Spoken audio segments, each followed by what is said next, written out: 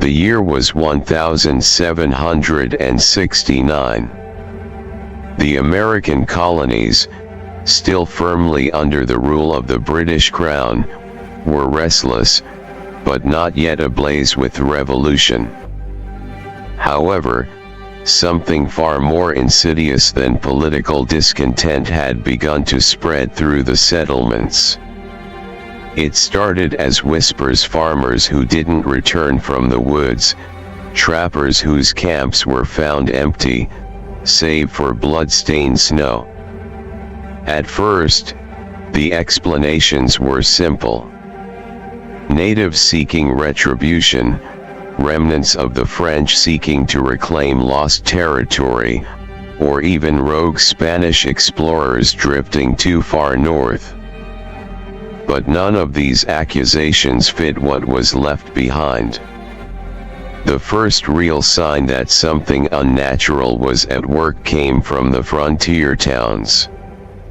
A patrol sent from Albany to investigate a missing family found their cabin intact, fire still crackling in the hearth, supper set out on the wooden table, but no sign of its occupants. There was no struggle, no footprints leading away, nothing but the gnawed carcass of a deer discarded just beyond the tree line. The hunters were puzzled, but assumed a bear had scavenged the meal and the family had fled deeper into the wilderness. They were wrong. By late autumn, disappearances had escalated. Livestock were found with their throats torn open, their bodies untouched by scavengers.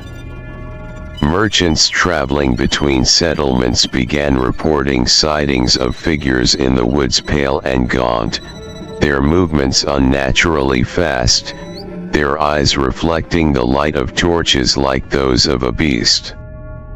And then came the stories of the voices. One evening, in the Massachusetts Bay Colony, a group of men returning from a town meeting swore they heard their wives calling out to them from the trees. But the voices were strange, echoing in an unnatural way, as though the woods themselves spoke. When one of them, Samuel Barrow, stepped toward the sound, the others watched as he simply disappeared. No cry, no struggle. One moment he was there, the next, gone. As winter descended upon the colonies, the vanishings became more gruesome. Blood would be found smeared across the snow, crude symbols drawn in viscera on barn doors, and always, the strange remnants of wild animals half devoured and discarded. The fear grew, and soon, even the most skeptical among the settlers turned to superstition. Some believed it was a curse, an ancient wrath from the land itself, angered by the presence of the colonists. Others whispered of creatures from beyond the veil of the natural world, spirits that did not take kindly to trespassers. Church bells rang through the night, warding off evil. Men armed themselves with silver bullets, though none could explain why. And then there were those who listened to the whispers, who vanished willingly into the darkness, never to be seen again. By early March of 1770, entire villages had gone silent. British authorities, unable to maintain order, sent red-coated patrols into the wilderness, but they too were swallowed by the shadows. In the streets of Boston, talk of liberty and taxation had been momentarily overshadowed by terror until, on the night of March 5th, the sky itself seemed to split open with a thunderous roar.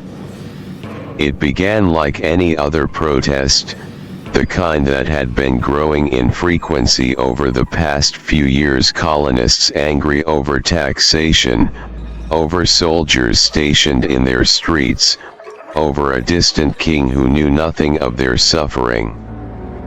The crowd gathered before the customs house, their voices a steady wave of defiance against the presence of British troops. The soldiers stood in formation, their muskets held tight, faces tense as they faced the restless mob. Snow fell in thick, wet clumps, sticking to the cobbled streets, soaking through boots, but the cold did nothing to quell the fire in the protesters' eyes. Then came the screams. Not from the soldiers. Not from the protesters. But from the alleys, from the dark spaces between buildings where the torchlight could not reach. They came in a rush, spilling out from the shadows, figures that had once been men but were no longer. Their flesh was torn, some barely clinging to their bones, others blackened and oozing with what could only be decay. And yet they moved, not with the sluggishness of the dead but with the erratic speed of something driven by insatiable hunger. The British soldiers, disciplined as they were, hesitated. They had prepared for an unruly mob, perhaps a riot, not this. The first of the creatures fell upon a young recruit at the end of the line, sinking teeth into his neck, pulling him to the ground. His scream was lost in the chaos as the protesters scattered, some too slow to escape as the things tore into them with inhuman ferocity.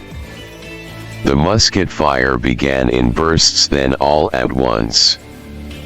Redcoats unleashed their volleys, firing into the oncoming horror, the sharp retorts of their weapons echoing through the narrow streets. But these things did not fall as men did. Some dropped, their skulls split open, their limbs blasted apart, but others did not. They kept coming, clawing, biting, wailing with voices that no longer belonged to the living. By the time it was over, the snow had turned black with blood. The creatures lay strewn about the streets, their broken bodies steaming in the cold. The remaining British soldiers, wide-eyed and shaking, stared at the carnage before them. They had fought many battles in the name of the crown, but never had they seen such horrors. The next day, the newspapers told a different story. Not of the British gunning down colonists in cold blood, but of something much darker. Unholy men put down by king's men, one read. Creatures from the grave slain in Boston streets, said another. Some refused to believe it, claimed it was British propaganda, an excuse for their violence. But those who had been there, those who had seen the bloodied, ruined faces of the attackers, knew the truth. Something unnatural had come to the colonies. And it was only the beginning. The night of March 5, 1770, was one that would be burned into the minds of every man, woman, and child who lived to tell of it. What began as an ordinary confrontation, colonists jeering at British soldiers, throwing snowballs laced with ice and rock, tensions rising over taxation and occupation, became something else entirely. Something monstrous. The protest had been growing in intensity outside the customs house, just as history would later remember. The British soldiers, rigid and uneasy, their muskets held in uncertain hands, faced down a crowd that refused to disperse. The usual provocations rang out. Cowards! Go back to England where you belong. No king but our own, you red-coated devils. And then the first strike a wooden club against a soldier's shoulder, knocking him slightly off balance. The shouts turned to roars. The people surged forward. That was when the screaming began. It didn't come from the soldiers.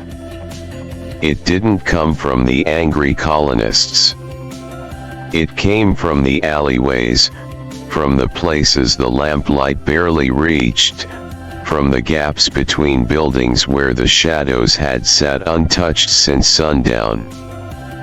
Figures staggered into the streets, not just one or two, but dozens.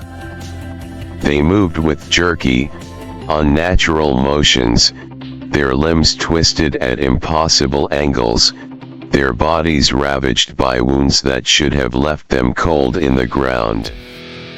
Ragged flesh hung from exposed ribs. Skin blackened as if burned clung to brittle bones. Some were dressed as common laborers, others in the tattered remnants of what might have once been British uniforms from wars long past. At first, the crowd mistook them for men stricken by disease, victims of some terrible affliction dragging themselves into the night's chaos. Then the first one lunged, teeth bared, tearing into the throat of a hapless merchant who had been at the front of the protest. The shriek that followed shattered any illusion that these were men in need of help. The creatures, these things that had once been people, rushed forward like a wave, their mouths gnashing, hands grasping at the living with desperate hunger.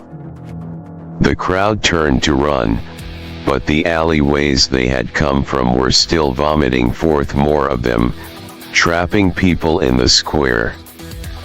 The British soldiers, at first stunned into inaction, soon did what they were trained to do. Fire, someone shouted, though no order had been given.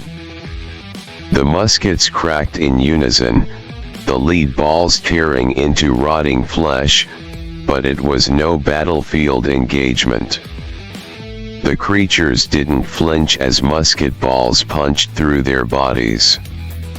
Some fell only to crawl forward, their hands clawing at boots and legs, dragging screaming men down into the growing pools of blood. Panicked soldiers began using their bayonets, their rifles turned into spears as they drove the steel into sunken chests, slashing at faces twisted into grim mockeries of human expression. The colonists, too, fought back, not against the soldiers, but against whatever these things were. Men who had been cursing the British moments before now found themselves standing shoulder to shoulder with them, swinging clubs, knives, whatever they had at their disposal. By the time it ended, the square was littered with bodies, most of them already dead before the night even began. The newspapers the next morning did not accuse the British of massacre. No calls of tyranny rang out in the broadsheets. Instead, the reports read with confusion, with disbelief, with terror. Horrors among us. British soldiers fell the walking dead in Boston's streets. Creatures of rot and ruin attacked the Crown's garrison. Men who should not have walked among us found among the dead. Rumors spread like wildfire. Was it a plague? A curse? Had something clawed its way up from the very ground beneath Boston? And perhaps most chillingly, how many more were still out there, waiting in the shadows? the colonies would never be the same again. The usual cries of no taxation without representation became secondary to something far more pressing: the question of survival.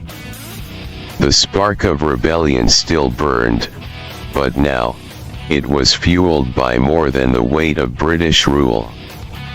It was fueled by fear. Fear of the things that lurked in the dark, fear of the strange affliction that took the bodies of men and returned them as something wrong. The Boston Massacre, as it was already being whispered about, was not remembered as an act of British aggression but as the first real battle against them, whatever they were. In the days that followed, the royal governor, Thomas Hutchinson, attempted to downplay the event, but the people of Boston would not forget. Even among the British ranks, there were murmurs. Soldiers began to desert, terrified of what they had fought. And those who stayed demanded new weapons, new protection: silver shot, sharpened blades, things that might stand a chance against an enemy that did not fall like a man. The colonies, divided between loyalists and patriots before, were now forced into a grim unity. A new enemy had entered the battlefield, and neither allegiance to the crown nor the dream of independence made one immune to its grasp. The British military, under orders from Parliament, declared martial law in Boston, fearing both the unrest of the people and the spread of whatever this curse was. Yet, whispers from other colonies began to spread. Vanished families in the Carolinas. Ships arriving in Philadelphia with no crew aboard. Strange shapes moving at night in the Virginia countryside. Blood in the rivers of New York. This was no isolated event. By the summer of 1770, something had changed. Militias that once trained to fight the British were now training for something else. Redcoats and colonial rangers alike patrolled the edges of towns not just for deserters or rebels, but for the other threats that lurked just beyond the tree line. The Sons of Liberty, already a secretive organization, began speaking in hushed tones about the real war, the one no one wanted to admit was happening. Revolution had always been coming. The injustices of the crown still pressed down on the colonies, the weight of distant rule still intolerable. But now, the reasons were shifting. This was no longer just about freedom. This was about survival. And when the war finally came, it would not just be fought with muskets and cannons. It would be fought in the dead of night, against enemies that did not wear uniforms. It would be fought in abandoned farmsteads, in the ruins of settlements that disappeared overnight. It would be fought in the very streets of colonial cities, where the shadows whispered and the dead did not stay buried. The American Revolution had begun. But the war for humanity's survival had already started. The frontier had always been dangerous, but never like this. The promise of the West, of untouched land and freedom from the chaos gripping the colonies, was quickly turning into something else, something wrong. By late 1770, caravans of desperate families, fur traders, and ambitious explorers had begun pushing westward, hoping to outrun whatever horror had taken root in the colonies. But the further they traveled, the more they saw the signs. The first reports were whispered among the guides, the men who had long lived at the edge of civilization, the ones who had seen what lurked beyond the known world.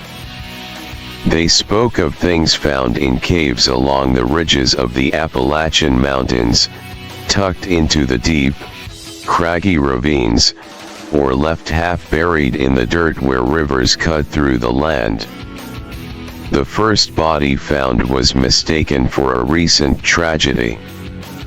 A man, skin gray with death, sunken eyes still staring at the sky, mouth frozen in an eternal scream. But his clothing was wrong. His boots, cracked and worn, were sewn in a way no Englishman had done in generations. His belt was fastened with an old iron clasp, rusted beyond repair. A locket, still hanging around his neck, bore a name that no one recognized, engraved in a language few had even seen. Then they found another, and another. At first, they assumed these were the remains of some lost people, perhaps travelers who had come before them, who had never made it out. But the more they looked, the more impossible it became. These were not the remains of pioneers or natives. These were bodies that should have been hundreds, maybe thousands of years old, but they were not the dried husks of history. They were fresh. Their skin still pulled against their bones, their muscles still clung to sinew. Some still had blood in their veins, dark and thick like tar. Yet their belongings were ancient, older than the land itself.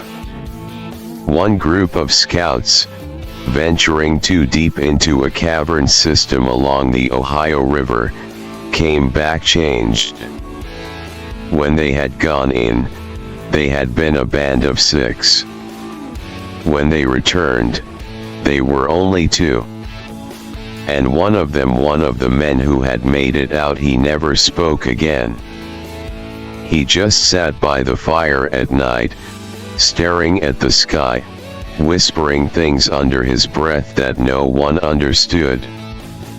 The other survivor said nothing at first, just kept drinking, night after night, until he finally gave in and told his story.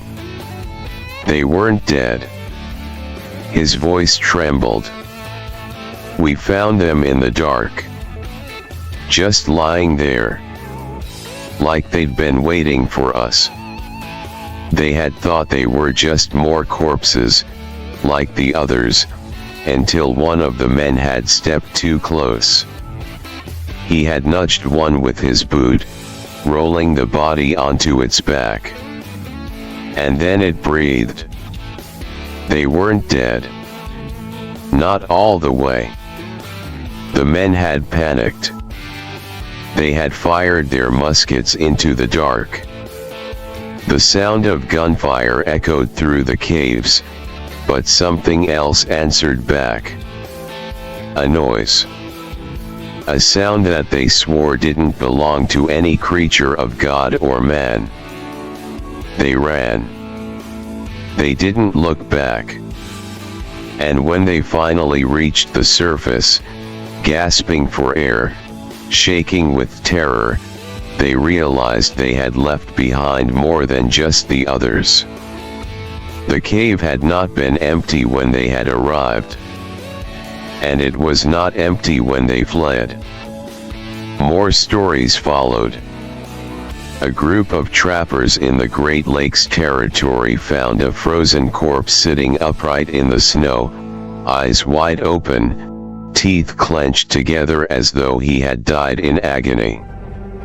His clothes were wrong, sewn together with sinew, the stitching crude and ancient. The meat of his body had not frozen solid as it should have in the cold, it had rotted. But his eyes, his eyes were still wet.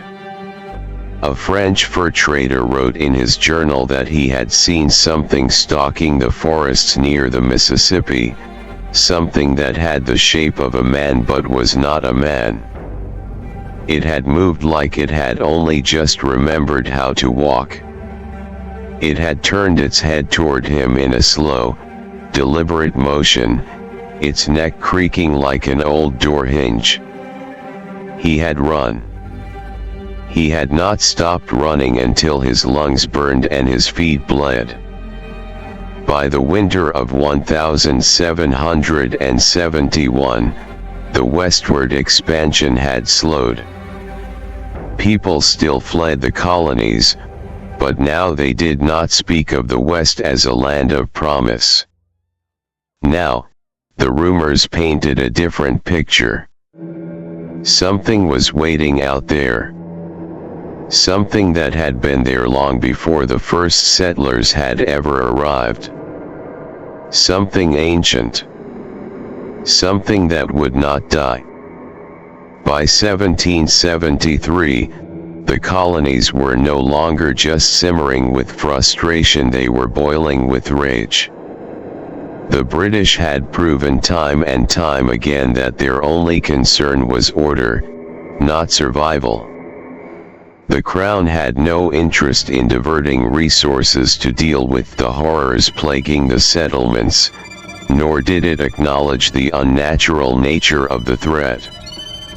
To the British, these were mere disturbances to be controlled, quarantined, or ignored altogether. This was the breaking point. Settlers had spent years fighting for their lives against the dead, against the things that lurked in the forests and caves, against horrors that had no name. And where was the British Army? Enforcing laws. Cracking down on militia activity. Guarding the ports to ensure that taxes were collected. While men and women bled in the streets of their own towns, the king's forces were more concerned with trade than with the survival of their own subjects.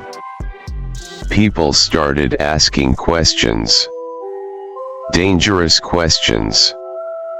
Why do we call ourselves British if Britain won't protect us? Why should we answer to a king who won't even answer our cries for help? What good is a government across the sea when it does nothing but take, while we are the ones fighting to keep these colonies alive? The British response was as cold as ever. They refused to acknowledge the reality of the situation. When towns went silent, the reports dismissed them as isolated incidents. When British patrols vanished, their commanders simply sent more. When entire militias rose up to defend against an enemy they barely understood, the redcoats branded them as rebels and criminals. No one knew what these creatures were, what to call them, what to do with them. But they knew this: the British weren't going to stop them. So the colonists decided to stop them themselves. This was no longer just about independence, it was about survival. In taverns and meeting halls, in churches and town squares, whispers turned into rallying cries. The Sons of Liberty, once known for smuggling and political agitation, now found themselves becoming something else entirely: leaders in a war for humanity itself. Men like Samuel Adams, Paul Revere, and Patrick Henry were no longer just speaking of revolution in terms of sovereignty. Now, they spoke of a war for the very right to exist. In Virginia, militias began drilling not just against British troops, but against the others, testing weapons, fortifying towns, preparing as best they could. In New York, a group of hunters, frontiersmen, and ex-soldiers formed what they called the Watchmen, swearing an oath to eliminate whatever had begun crawling out of the wilderness. In Boston, where the massacre had first revealed these horrors to the world, men and women alike began whispering in secret about a new kind of rebellion, one that did not just seek freedom, but vengeance against whatever had been let loose in their land. Meanwhile, in Parliament, the discussions about the colonies were laughable to those who lived in them. Lords and bureaucrats scoffed at reports of phantoms in the woods and undying men roaming the countryside. Some believed it was nothing but colonial superstition.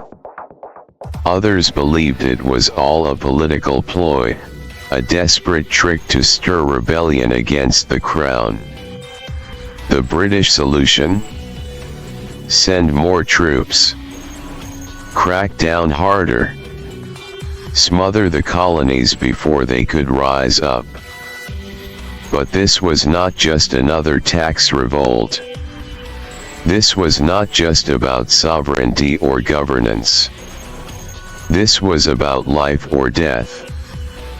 By 1775, when British soldiers marched to Lexington and Concord to seize colonial weapons and crush the growing rebellion, they expected a swift victory. They did not expect to find a nation already at war with the dead. And when the first shots of the revolution rang out, they were not just shots fired against an empire. They were shots fired against the unknown. The morning of April 19, 1775, should have been the day the British stamped out a rebellion before it could begin. Instead, it became the day the colonies abandoned the crown to its fate. The Redcoats had marched from Boston in the early hours, muskets gleaming in the faint light of dawn, their mission clear: seize colonial weapons, arrest the instigators, and remind these so-called Americans who ruled them. But as they marched, the citizens who watched them from the roadsides did not cower. They did not stand silent. Instead, they screamed at them. "Where were you when my father was taken in the night? Where was your king when my children never came home? You think we are the enemy? Take a look at the woods, you fools." At first, the British ignored them. Orders were orders. But as they entered the town of Lexington, their reception grew worse. The militia had gathered not to resist, but to make a statement. They had been fighting these horrors for years, had given up their livelihoods, their families, their very way of life to protect what they had left. And now the British had the audacity to march on them instead of the real threat. The British major leading the troops ordered the militia to stand down. The Americans simply laughed. "No, Major. You stand down." The tension broke in Concord.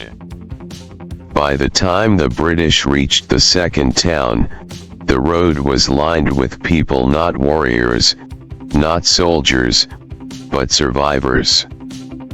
Men, women, children, people who had lost family, had fought in the night, had seen things they could never forget. And they hated the Redcoats for refusing to believe, for refusing to help, for pretending this was still about taxes and laws when it had never been about that at all. The mob began throwing whatever they had. Rocks, rotten food, bloodied bones of the creatures they had slain. the British formation held at first. But then, the militia made their final decision. The British wanted to prove they could handle the colonies. Fine. Let them. The Americans left. In an act of pure defiance, the militia turned their backs on the king's army, gathering the townsfolk and simply evacuating them. They took the carts, the food, the weapons, everything, leaving the British alone in Lexington and Concord, alone with what lived in the forests. And the creatures were waiting. As the last American wagons rolled away, the first screams rang out from the tree-line. At first, the British thought it was an ambush. That was, until they saw the things coming out of the woods. Dozens. Maybe hundreds. They moved in unnatural ways, some crawling, some shambling, some running like animals set loose. Some still wore British coats, their uniforms rotting on their frames, their mouths hanging open in silent agony. The redcoats panicked. Some fired immediately. Others froze, watching as things that should not be alive closed in on them. The first line of British soldiers fell in seconds, ripped apart before they could even reload. Blood splattered the cobbled streets of Concord as musket fire rang out in every direction, soldiers screaming, bayonets clashing against clawed hands. From the hills outside town, the Americans watched in silence. Lexington and Concord belonged to the British now. And the British belonged to the dead. The American Revolution had begun. But so had something much, much worse. By the time British reinforcements reached Philadelphia in late 1775, the city was already ready for them, but not in the way they expected. From the shores of England, the reports had been simple: the colonists have attacked British troops. The rebellion has begun. The truth, however, was far worse. The Americans had not attacked. They had left the British to die. And they had good reason. The British had ignored them, had mocked them, had continued to see this as a petty tax revolt instead of what it was, a war against something unnatural. And because of that ignorance, because of their refusal to believe, Lexington and Concord had become a feeding ground. Now, months later, the British response had finally arrived in force. A fleet of ships, bristling with cannon and packed with thousands of red-coated reinforcements, rolled into the harbor. Order would be restored. The rebels would be crushed. That was their mission.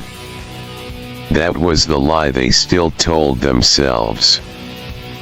But as their ships pulled into the Delaware River, they saw something unexpected. Crowds. Tens of thousands of civilians and militia had gathered along the docks. Not as an army. Not in battle lines. But as an unmovable wall of fury. They held banners. Some waved the colors of the colonies. Others held remnants of the things they had slain: rotting heads on pikes, severed limbs, skulls turned into grim warnings. And when the first ship began its approach, the shouting began. Turn back. You do not land here unless you listen. We do not need your soldiers. We need you to fight with US. The British commanders, watching from the decks, scoffed. They saw the crowd, not for what it was, a desperate people making a final plea, but as an insult to the crown. Their orders were clear. The colonies were in open rebellion, and rebels were to be put down. So, without warning, the first ship fired. The crash of the cannon was deafening. The first volley tore through the crowd, shattering bodies, splintering wood, sending blood and screams into the air. Chaos erupted. The Americans scrambled back, their demand for peace answered with gunpowder and death. But what the British failed to understand, what they hadn't learned from Concord, was this: noise attracts them. The moment the cannons fired, the city stirred.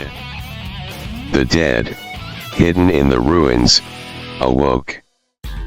At first, it was just one scream, somewhere deep within Philadelphia's winding streets. Then another. Then dozens. Then they came.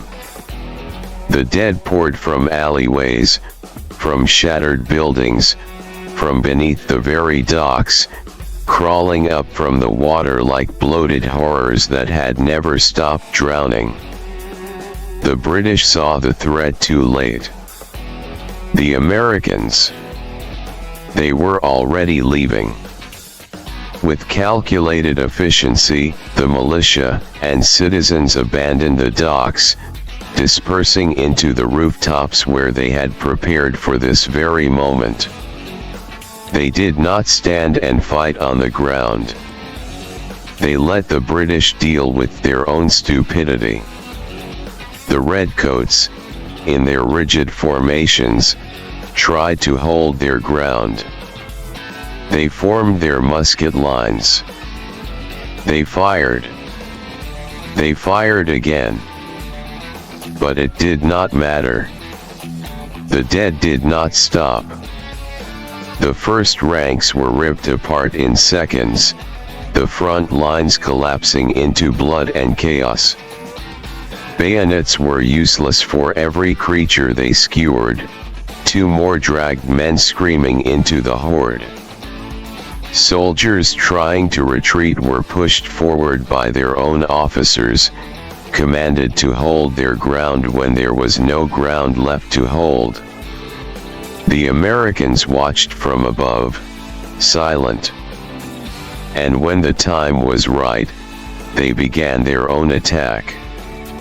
From the rooftops, objects rained down, muskets fired from above, arrows loosed into the masses, knives and axes dropped into the fray. The British, trapped, caught between a wall of undead and an unseen enemy above, died screaming. The ships in the harbor tried to flee, but there was no one left to command them. The captains, the officers, had all disembarked. And now, their ships stood silent in the bloodied water, waiting to be taken. By nightfall, Philadelphia belonged to the Americans. The British, they belonged to the dead. By early 1776, the colonies had had enough. The British refused to listen. They refused to see. They continued to believe this was just another rebellion, another tax revolt, another political crisis that could be crushed with more troops, more ships, more force. The Americans had warned them. They had pleaded with them. They had tried, time and time again, to show them the truth. And every time, the British had answered with violence. So now, the Americans would answer back. The plan was reckless. It was dangerous. It was exactly what was needed. A ship was chosen, an old British man of war, captured during one of the countless skirmishes on the coast. It had seen better days, but it still floated, still had its guns, still had the proud markings of His Majesty's Royal Navy. A ship that, from a distance, would be recognized as one of their own. And into its belly, the Americans loaded a new kind of weapon. The dead. Not just a few. Not just a handful. Hundreds. It had taken weeks to wrangle them, to corral them without losing too many men. The process was brutal, baiting them into cages, trapping them with fire, forcing them into the ship's hold like cattle bound for slaughter. Some were ancient, still wrapped in rags from civilizations long gone. Others were British soldiers, once loyal to the crown, now nothing but gnashing teeth and hunger. When the final latch was sealed, the ship was set to sail. A small crew, all of them doomed men, guided it toward the Atlantic. They had volunteered, knowing they would never return, knowing that their final act would change the world forever. And as the men of war vanished over the horizon, a single lantern burned at the bow, a grim beacon, guiding death itself toward England's shores. The arrival, the British Isles, early spring 1776. The ship drifted into Portsmouth Harbor like any other returning vessel of the Royal Navy. At first, the dock hands paid it no mind. Another warship back from the colonies, no doubt carrying dispatches, supplies, perhaps even prisoners. No one questioned it. Not until they realized the sails were torn. Not until they saw the deck, empty and silent. Not until they boarded the vessel, and found no crew. The gangplank dropped. The hold was opened. And they came out. A flood of bodies, clawing, snarling, mindless with hunger, pouring onto the docks like a biblical plague set loose upon the British homeland. Soldiers and dock workers alike were overwhelmed in seconds, their screams swallowed by the sheer number of them. Panic spread immediately.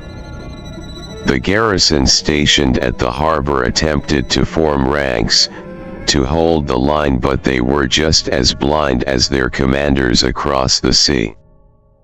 They fought them like men, not realizing they were not men at all. Musket fire did little. Bayonets did less. One officer, in sheer desperation, ordered the cannons turned on the city itself, hoping to burn the tide of horrors before they could escape the docks. But it was already too late. Portsmouth fell. The infection spread. Within days, it reached London. By the time the king received word, his empire was already burning. A three-way war. There was no going back now. Britain had dismissed the colonies as disobedient children. Now, they were fighting for their very survival. The British Isles, once untouchable, were now drenched in blood. and the men who had once ruled the world from their palaces and parliaments found themselves barricaded in their own cities, fighting against an enemy they had refused to believe in. The American War of Independence. It was now a global war for survival. The British, arrogant and unprepared, still clung to their traditional war tactics, still threw men at the problem, still refused to learn. The Americans. They had been fighting the dead for years. And they knew something the British still didn't understand. The undead could not be stopped. They could only be controlled. The revolution had changed. Now, it was not just America against Britain. Now, it was the living against the dead. Now, it was a war on three fronts. And only one side would survive. By 1777, the Americans were no longer just survivors, they were masters of the dead. What had once been a curse was now a weapon. Through trial and error, through sheer necessity, the colonies had learned the patterns, the weaknesses, the behaviors of these creatures. They knew how to draw them out, how to lure them away, how to destroy them completely when needed. But more importantly, they knew how to use them. The rise of America's new power. At first, the idea had been simple: turn the undead against the British. That alone had been effective beyond belief. Every engagement where the British tried to fight in traditional lines of battle ended in massacres. The Redcoats would march in formation, rigid and disciplined, and they would be swallowed whole before their second volley. Every city they tried to hold, every fort they dug into, every town they occupied, all of it was bait for something far worse than muskets and cannons. But as the months passed, some of the colonists began to see the bigger picture. If they could control them here, if they could guide them like a force of nature, if they could harness them, then why stop at just driving the British from America? Why stop at defense when they could go on the offensive? Why stop at independence when they could reshape the world? The horrors of 1778, America's new army. By the time the British fully understood what was happening, it was too late. The Americans had experimented, had adapted, had weaponized something no other nation could even comprehend yet. They had learned to bait the dead with sound, with movement, with sacrificial livestock left in key locations to guide hordes toward their enemies. They had perfected the art of trapping, caging thousands in vast wilderness pens, only to unleash them at the right moment.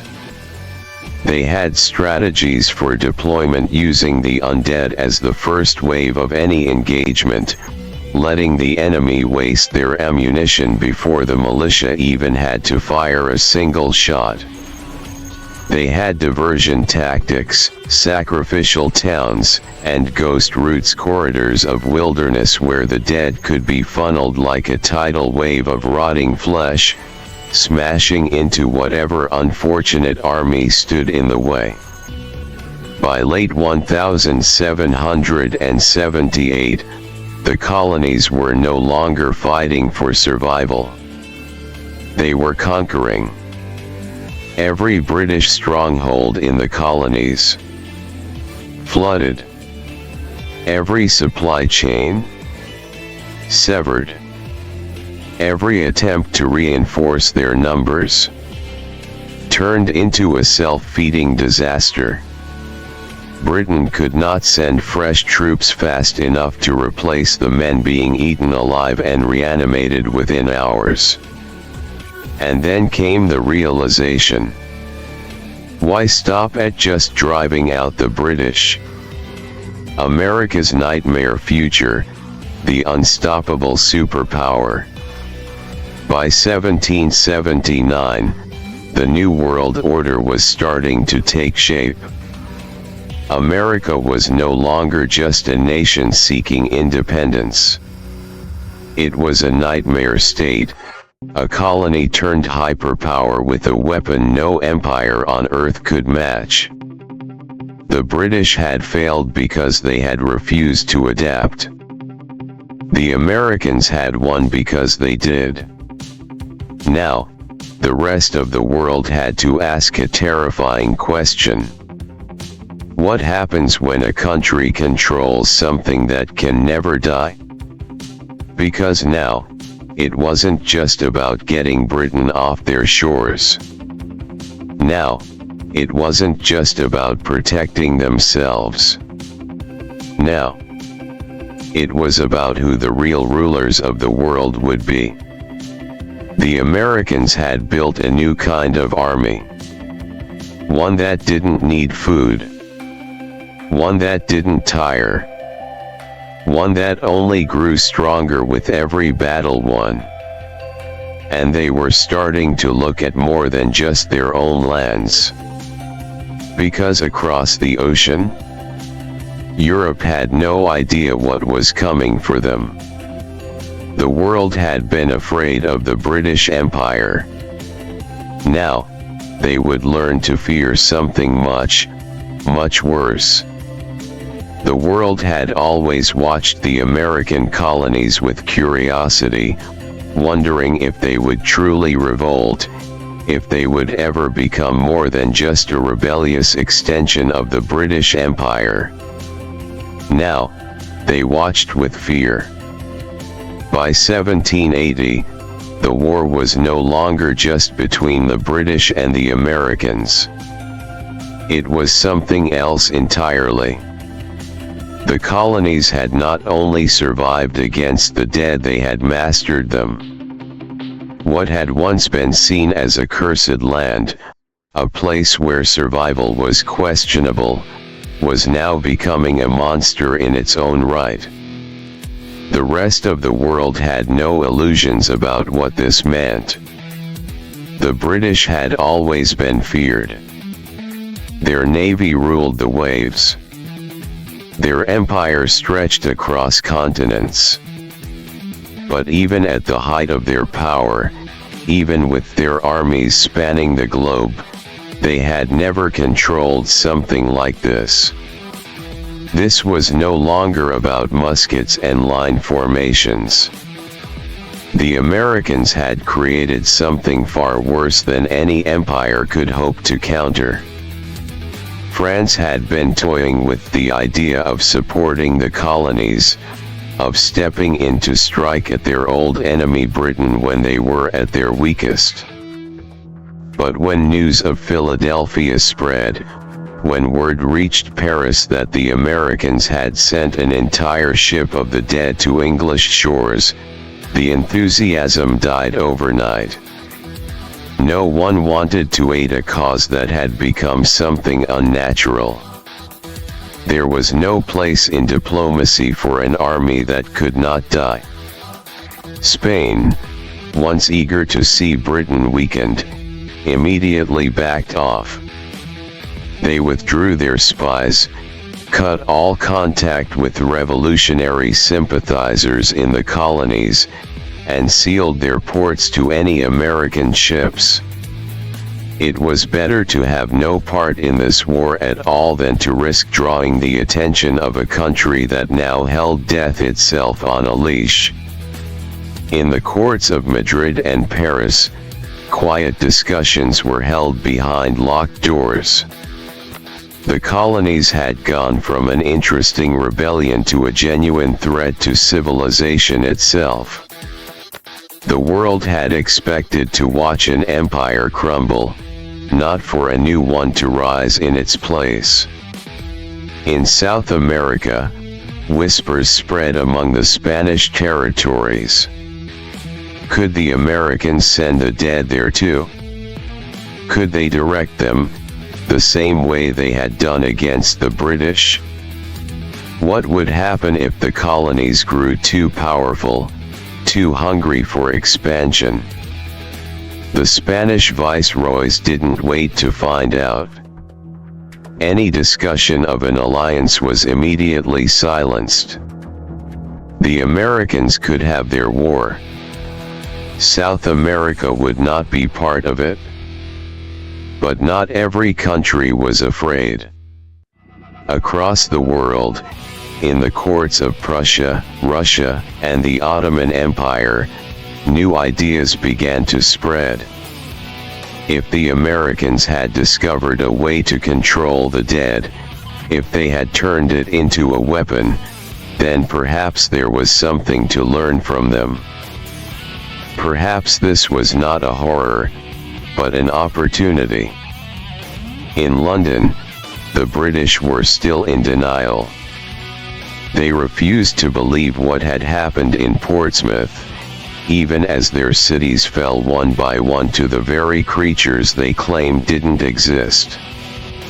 The king's advisors told him this was all colonial trickery, that there was no such thing as the dead walking, that the war could still be won. They believed, foolishly, that their superior numbers, their resources, their navy, would still crush the rebellion. But deep down, in the heart of Britain, in the back rooms of Parliament, in the panicked whispers of officers who had seen it firsthand, the truth was undeniable. The British had always believed themselves untouchable. Now, they were under siege. The Americans had become something else.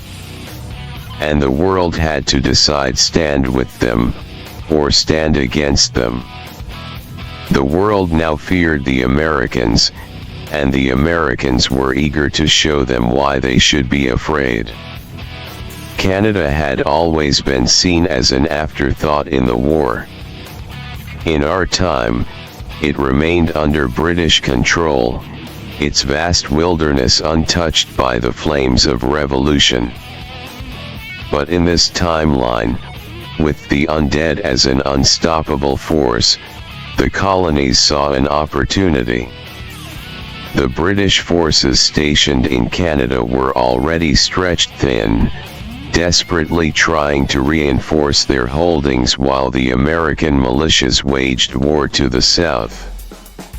When word of the undead reached them, they dismissed it as panic, as superstition, as yet another excuse from the rebels to justify their treason. That mistake cost them everything. The Americans didn't need to send an army. They sent the dead. From New York, from Pennsylvania, from the edges of the frontier, they gathered the hordes, baiting them like starving wolves, herding them toward the north. The British had thought themselves safe in the cold, that the creatures would freeze in the harsh winter of the Canadian wilderness. But the dead do not feel the cold. The first to fall was Montreal. The city, one of the most important strongholds in British Canada, had been preparing for an invasion by men.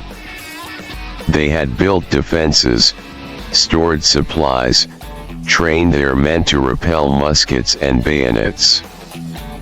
But nothing could prepare them for what came instead. The attack did not come at dawn with the sound of cannon fire. It came in silence. One night, they simply arrived. Pale figures in the snow, hundreds of them at first, then thousands, then tens of thousands. They didn't charge. They didn't storm the walls like an army. They waited. The British, confused, sent men to investigate, thinking it was another American trick, another attempt at intimidation. The moment they opened the gates, Montreal was lost. By the time the British realized what was happening, the city had already turned into a slaughterhouse. Soldiers abandoned their posts, their weapons useless against an enemy that did not bleed, did not stop, did not fear their gunfire. Entire families fled into the wilderness, hoping to escape, only to find themselves trapped between the dead and the frozen void of the north.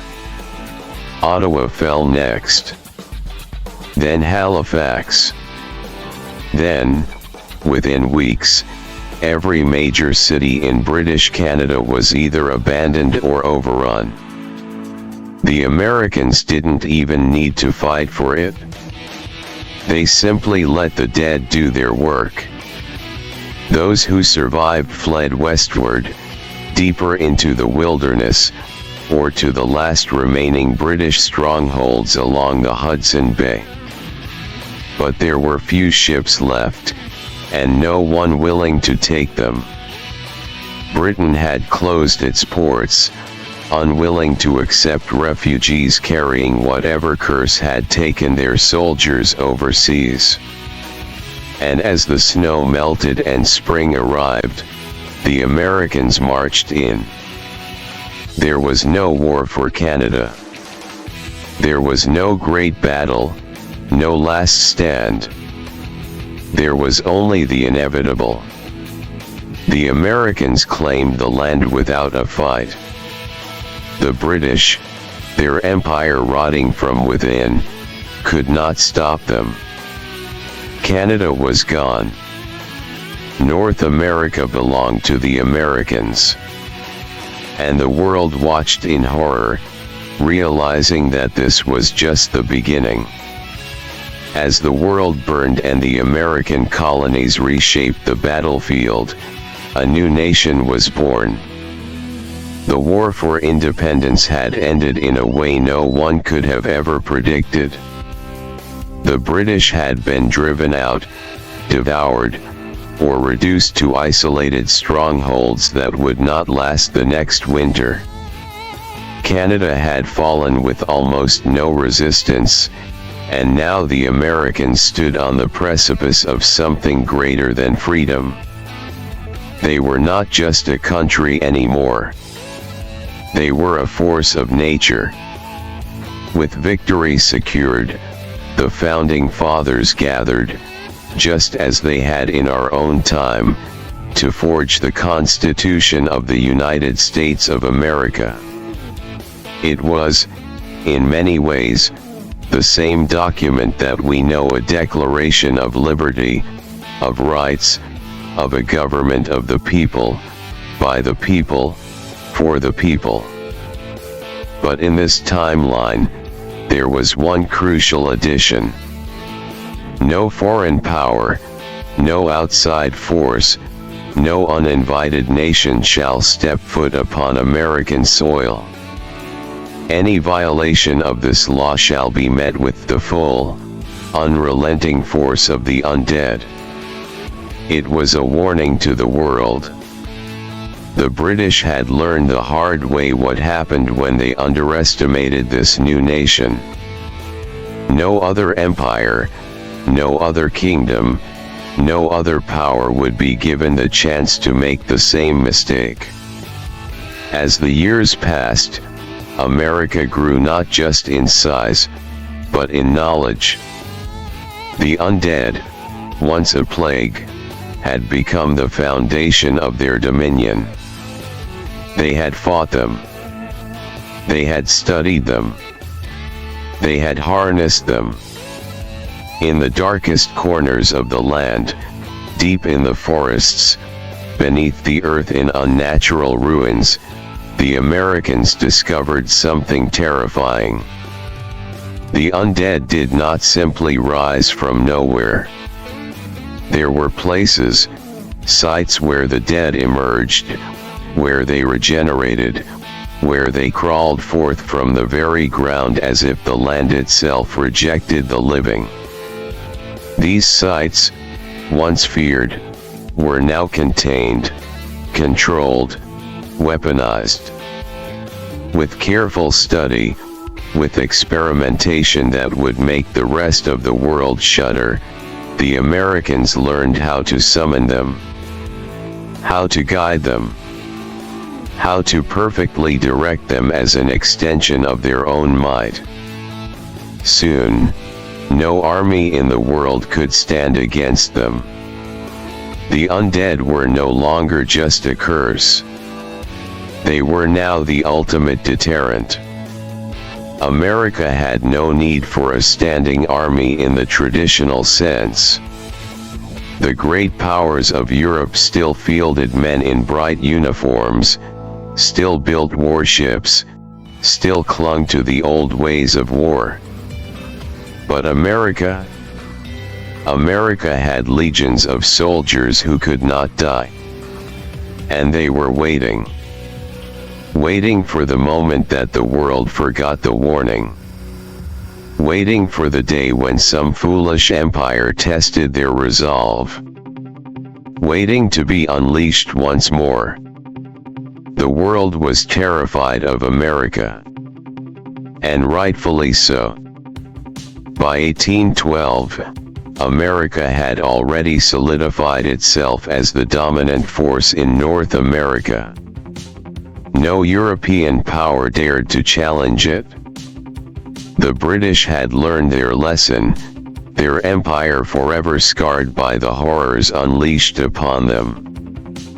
France and Spain had turned their backs on the continent, choosing fearful isolation over war. The world had seen what happened when a nation crossed the Americans, and they had no interest in sharing Britain's fate. But not everyone understood the warning. The United States, ever expanding, had reached the southern borders of Spanish-controlled Mexico. Tensions had grown over the years, disputes over land, trade, and the presence of Americans settling deeper into territory once ruled by the Spanish. But Spain was not the enemy this time. Spain had abandoned much of its control over Mexico, leaving a new government, a fledgling Mexican republic, to fend for itself against a rising superpower they did not yet fully understand. The war began over a border dispute. Mexico, newly independent and still struggling to assert its authority, believed it could hold its ground against the Americans. They did not see themselves as weak. They had won their independence from Spain. They had a military. They had thousands of soldiers. They believed they could stand against any invading force. They forgot what America was. The war was over before it even started. It did not begin with armies marching, nor did it start with political negotiations collapsing. No, it began in silence, on the edge of the Rio Grande. A single Mexican garrison, a force of 2,000 men stationed near the disputed border town of Matamoros, went silent. No alarms. No distress calls. Nothing. When reinforcements arrived, they found nothing but blood. There were no bodies. No survivors. No signs of a battle. Just a trail of crimson leading into the desert. The second force, believing it was a guerrilla attack, dug in and prepared for war. They lasted 3 days. On the third night, something came out of the dark. It was not the American army. It was not a cavalry charge, nor a volley of muskets. It was the dead. The Americans had long perfected their methods. There was no need for direct confrontation. They had learned long ago how to direct the tide of undeath, how to send the hordes precisely where they needed them to go. Mexico did not stand a chance. The first official battle of the war ended in less than an hour. By morning, the American flag flew over the ruined garrison. Over the next 6 weeks, city after city fell without a fight. Some tried to hold out, but it was pointless. They did not face soldiers. They did not face men. They faced an unstoppable force, a tide of reanimated horror, controlled, guided, and weaponized with terrifying efficiency. By the time the last remnants of the Mexican government fled Mexico City, the Americans had already won. There was no treaty, no negotiations, no last stand. The War of 1812 was over before the world even knew it had begun. America had expanded once more. And the world saw yet again why no nation, no empire, no army would ever stand against them. Not all Americans stood behind the growing power of their nation. For years, there had been whispers, concerns in the dark corners of taverns, in hushed conversations in the back rooms of government buildings. There were those who looked upon the new America, the empire built not on industry or diplomacy, but on death itself, and saw a monster. At first, these voices were small. A few dissenters. A few murmurs of unrest. But as America expanded further and further, as more lands fell under its control without a single human battle, the fear grew. This was no longer the land of freedom and democracy that had once been envisioned. This was something else. The final breaking point came in the 1840s. By then, America stretched from coast to coast. Mexico was gone, absorbed into the ever-expanding territories of the United States. The British, long since humiliated, had retreated from what was left of Canada. The land was undisputed, a continent ruled by men who had mastered the dead. And now America turned inward. The cities were thriving. Trade was booming. Innovation in technology, in medicine, in industry, all pushed forward by a nation no longer constrained by war. But there were those who still feared what had been created. In secret, they gathered. In basements, in barns, in hidden valleys far from the reach of Washington. They called themselves true sons of liberty, a name that spat in the face of what their government had become. They believed that America had gone too far, that the weaponization of the undead was an abomination against God and nature. Some were former military officers who had once served in the early wars, men who had seen what happened to those who stood in America's way. Others were civilians, common men, and women who refused to live in a world where death itself was no longer sacred. At first, the government ignored them. Then they protested. Then they fought back. The first recorded skirmish of the Neo-Civil War occurred in 1846, in what was once Virginia. A group of militia rebels attacked a government-controlled outpost, a facility designed to house and manage the undead hordes that America now used as both military force and labor. They burned it to the ground. Within a week, more facilities were destroyed. The government responded swiftly and mercilessly. Those who opposed the nation's rule were not just labeled rebels. They were traitors. The punishments were swift. Entire towns were razed if they harbored insurgents. Whole families were executed for assisting the resistance. Yet, the rebels did not stop.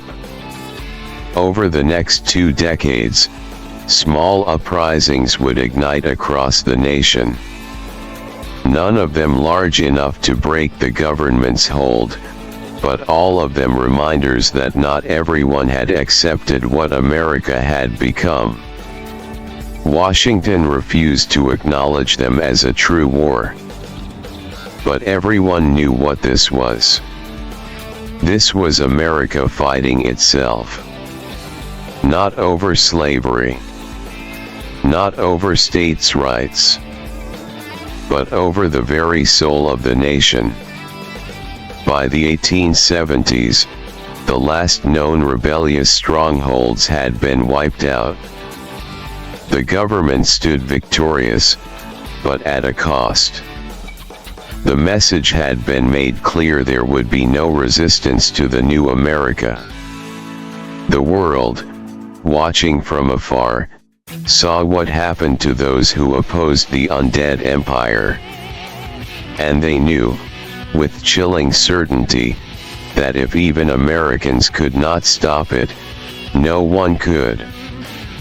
The world had watched America's Neo-Civil War with horror, but none of them dared intervene. For decades, they had lived in fear of the growing undead empire, wary of provoking it. But when America turned on its own citizens, when it wiped out entire towns to silence dissent, when it showed the world that not even its own people were safe, something changed. The governments of Europe could no longer ignore it. The Ottoman Empire, the remnants of Spain, the reborn French Republic, even the shattered remains of the once mighty British Empire, they all saw the writing on the wall. America was too powerful. It had become something that should not exist, a nation that had not just conquered death but had turned it into an extension of its will. They knew, eventually, America would turn its gaze beyond its own borders. So, in 1889, alliances were formed. For the first time in history, the entire world stood together against a single enemy. They called themselves the Coalition of the Living. They believed that if they acted swiftly, if they stood together, they could finally break the hold America had over the continent. They had forgotten one thing. America did not need to invade to win. They only needed to show what happened to those who defied them. And so, they did not turn to Europe. They did not sail across the Atlantic. They looked south. South America, once free from American control, had stood quietly, watching, never daring to intervene. Its governments had distanced themselves from the growing empire, trying to stay neutral in the global conflict forming around them. That ended overnight. In 1891, without warning, the undead tide was set loose upon the continent. The process was swift and brutal. America had spent decades mastering its control over the dead, refining its techniques, perfecting its methods. South America had no defense against it. They did not fight an army. They fought waves of flesh, swarming cities, flooding valleys, turning entire nations into nothing but echoes of what they once were. Buenos Aires fell in a matter of days. Brazil lasted only a week. Chile never even had time to form a response. Within 2 years, all of South America was under American control. And the world understood the message. This was not an empire that sought land for power. It was an empire that existed as a reminder to all who lived. America had not set out to conquer the world. But now the world knew if they ever tried to fight, this is what would happen to them. There was no stopping it. The First World War had begun. And America had already won. The First World War raged across the globe, but it was never a war that could be won by anyone except America. Europe, Africa, and Asia had all united against the undead empire, throwing everything they had at it. And, for a time, they held the line. The dead had never spread across the ocean on their own, and they believed that, if they could keep them contained, if they could keep America locked behind its borders, they might just have a chance. But they had underestimated just how much the Americans had perfected their control. The first major battle outside of the Americas took place in Australia in 1895. The coalition of the living had chosen the continent as a fortress, believing that its isolation and natural defenses would make it a stronghold. They filled its shores with British, German, and Ottoman forces, desperate to turn it into the one place the undead could not reach. The Americans did not invade. They sent one ship. One rotting, plague-ridden hulk, packed with thousands of the dead, set loose upon Sydney Harbour. The Australians and their allies fought with everything they had, sinking the ship before it could dock, burning it before the cargo could fully escape. But it only took one corpse, washed ashore.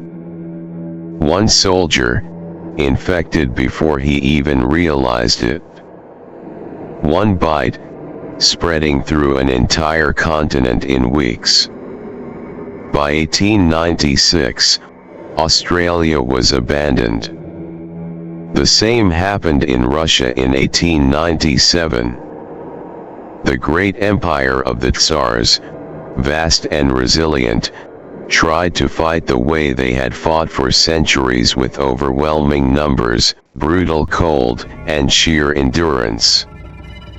But the dead did not care for winter. The dead did not care for starvation. And when the Russians retreated deeper into their own land, hoping to escape, they only brought the infection with them. Moscow fell within a month.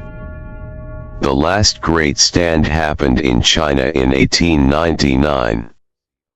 The Qing dynasty, alongside the last remnants of the coalition, gathered its largest army in history, millions of soldiers prepared to die before they let the undead take them. America never sent a single soldier. They sent the tide. The battle lasted a year. China, the last nation truly standing, held out longer than anyone else. Millions died fighting in the mountains, in the valleys, in the endless cities of their empire. And yet, in the end, it was never enough. By 1901, the war was over. The world had lost. But America did not destroy them. They did not take the land. They simply made one thing very clear. The world belonged to them. Now, every nation paid tribute to the United States of America. Gold, resources, manpower. It did not matter. Every nation had a price to pay. If they paid it, they were left alone. If they refused, they became the next state. No one dared resist. Not after Mexico. Not after South America. Not after Australia, Russia, and China. The message had been made clear. America was not a country anymore. It was the world's new god. By the 1930s, the world had long since accepted its new order. America ruled, and everyone else paid tribute. But not everyone accepted it quietly. Small groups, hidden in the shadows of their ruined nations, whispered of resistance, of the world before America, of a future without the undead looming over them. They were fools. What they called the Second World War was never a war at all. It was desperation, a series of fragmented rebellions, isolated uprisings, doomed revolts in the night. These weren't nations rising up against tyranny. These were remnants, radicals, desperate souls clinging to a world that no longer existed. They stole weapons. They stole resources. Some even stole ships, hoping to sail across the oceans and retake what they believed had been lost. And for a moment, for a brief, fleeting moment, they thought they had a chance. Because America, for all its power, did not react immediately.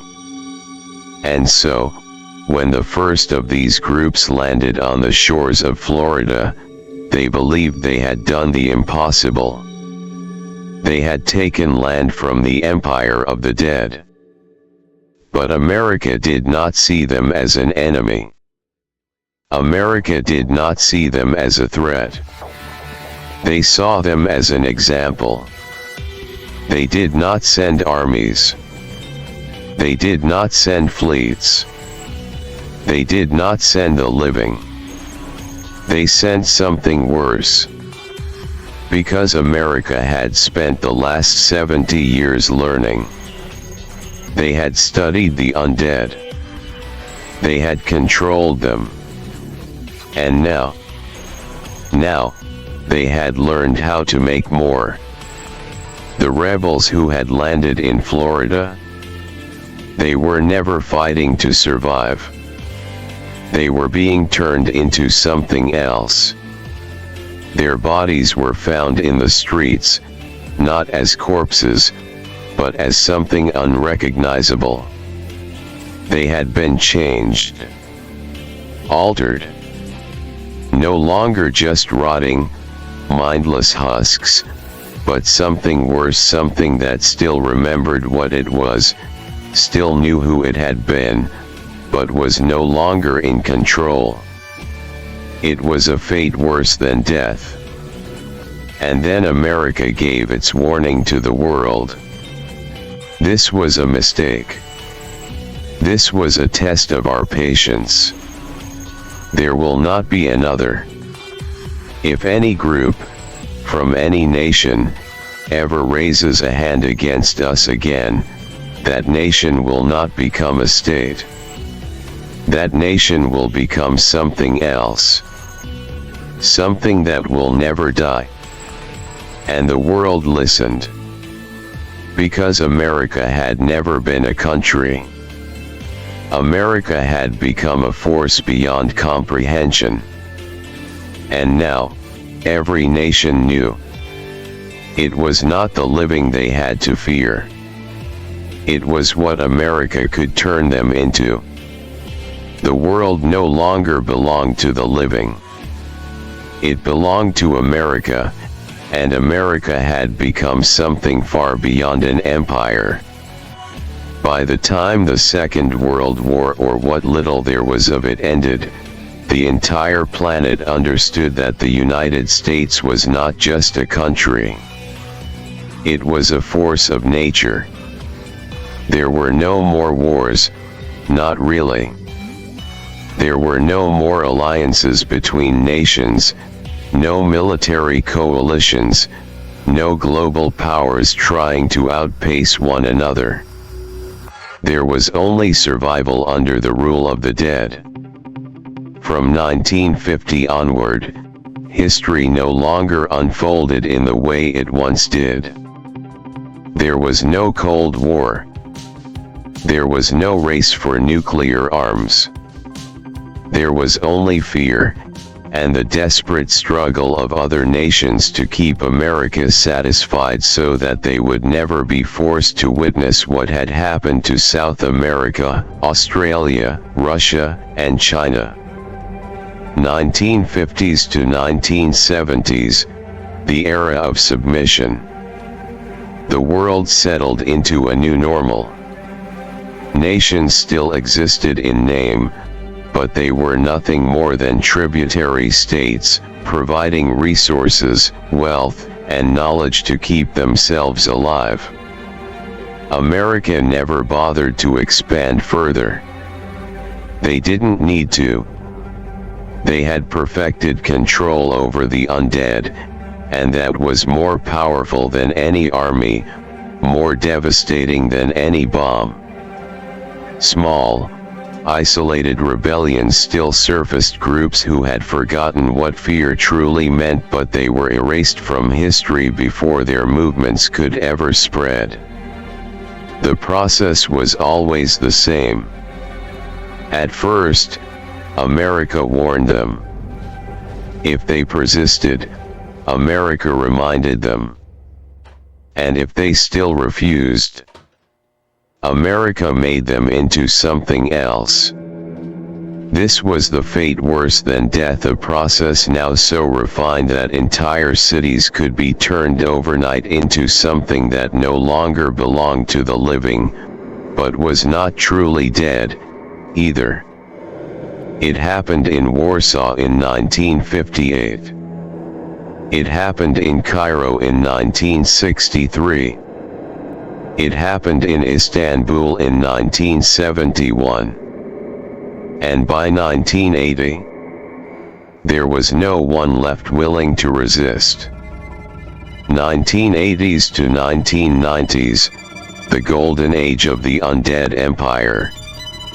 With the world completely under its rule, America entered a new era. Technology flourished not in warfare, but in perfection of control. The undead were no longer just a weapon. They became a workforce, a tool, a resource unlike any other. By the mid-80s, America had developed ways to fully integrate the undead into society. They were used in factories, in agriculture, in labor forces too dangerous for the living.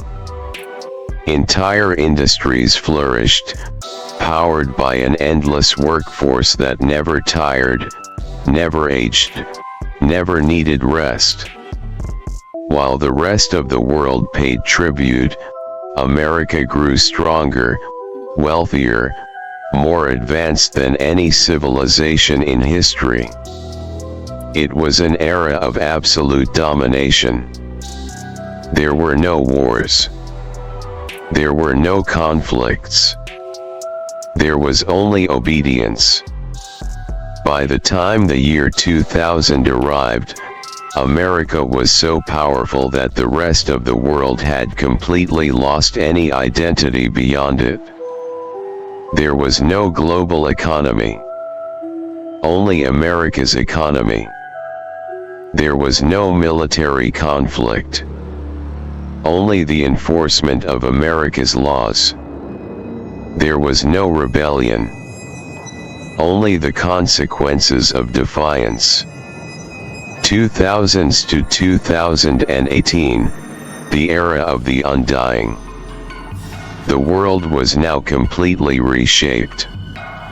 In 2005, America developed a way to sustain the undead indefinitely. They no longer decayed beyond control. This meant permanence. This meant the first truly eternal empire in history.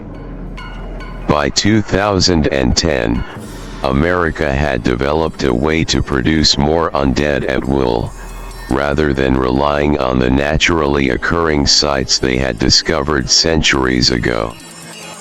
The balance of power had ended. There was no longer a question of who ruled the earth. There was only America. By 2018, there was nothing left to resist. The entire planet was now a machine that existed solely to feed the undead empire. All borders were meaningless. All governments were figureheads. All nations were nothing but tributary states under the unchallenged dominion of the United States of America. The world was no longer about the living. The world now belonged to the dead. By 2020, America was rotting from within. For centuries, it had ruled unchallenged, its dominion over the world absolute. The undead, once a necessity for survival, had become a pillar of the empire, an untiring, unquestioning workforce, an army that never faltered, a means of ensuring perpetual control. But now, the very people who had once embraced this power had begun to turn against it. For decades, the American people had lived without challenge, basking in the comfort of supremacy.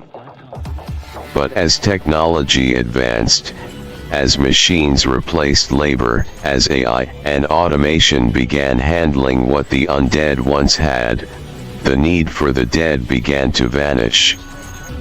The younger generations, raised in a world where America had no rival, no war to fight, began to question why they were still forced to live under a system built for conquest and war.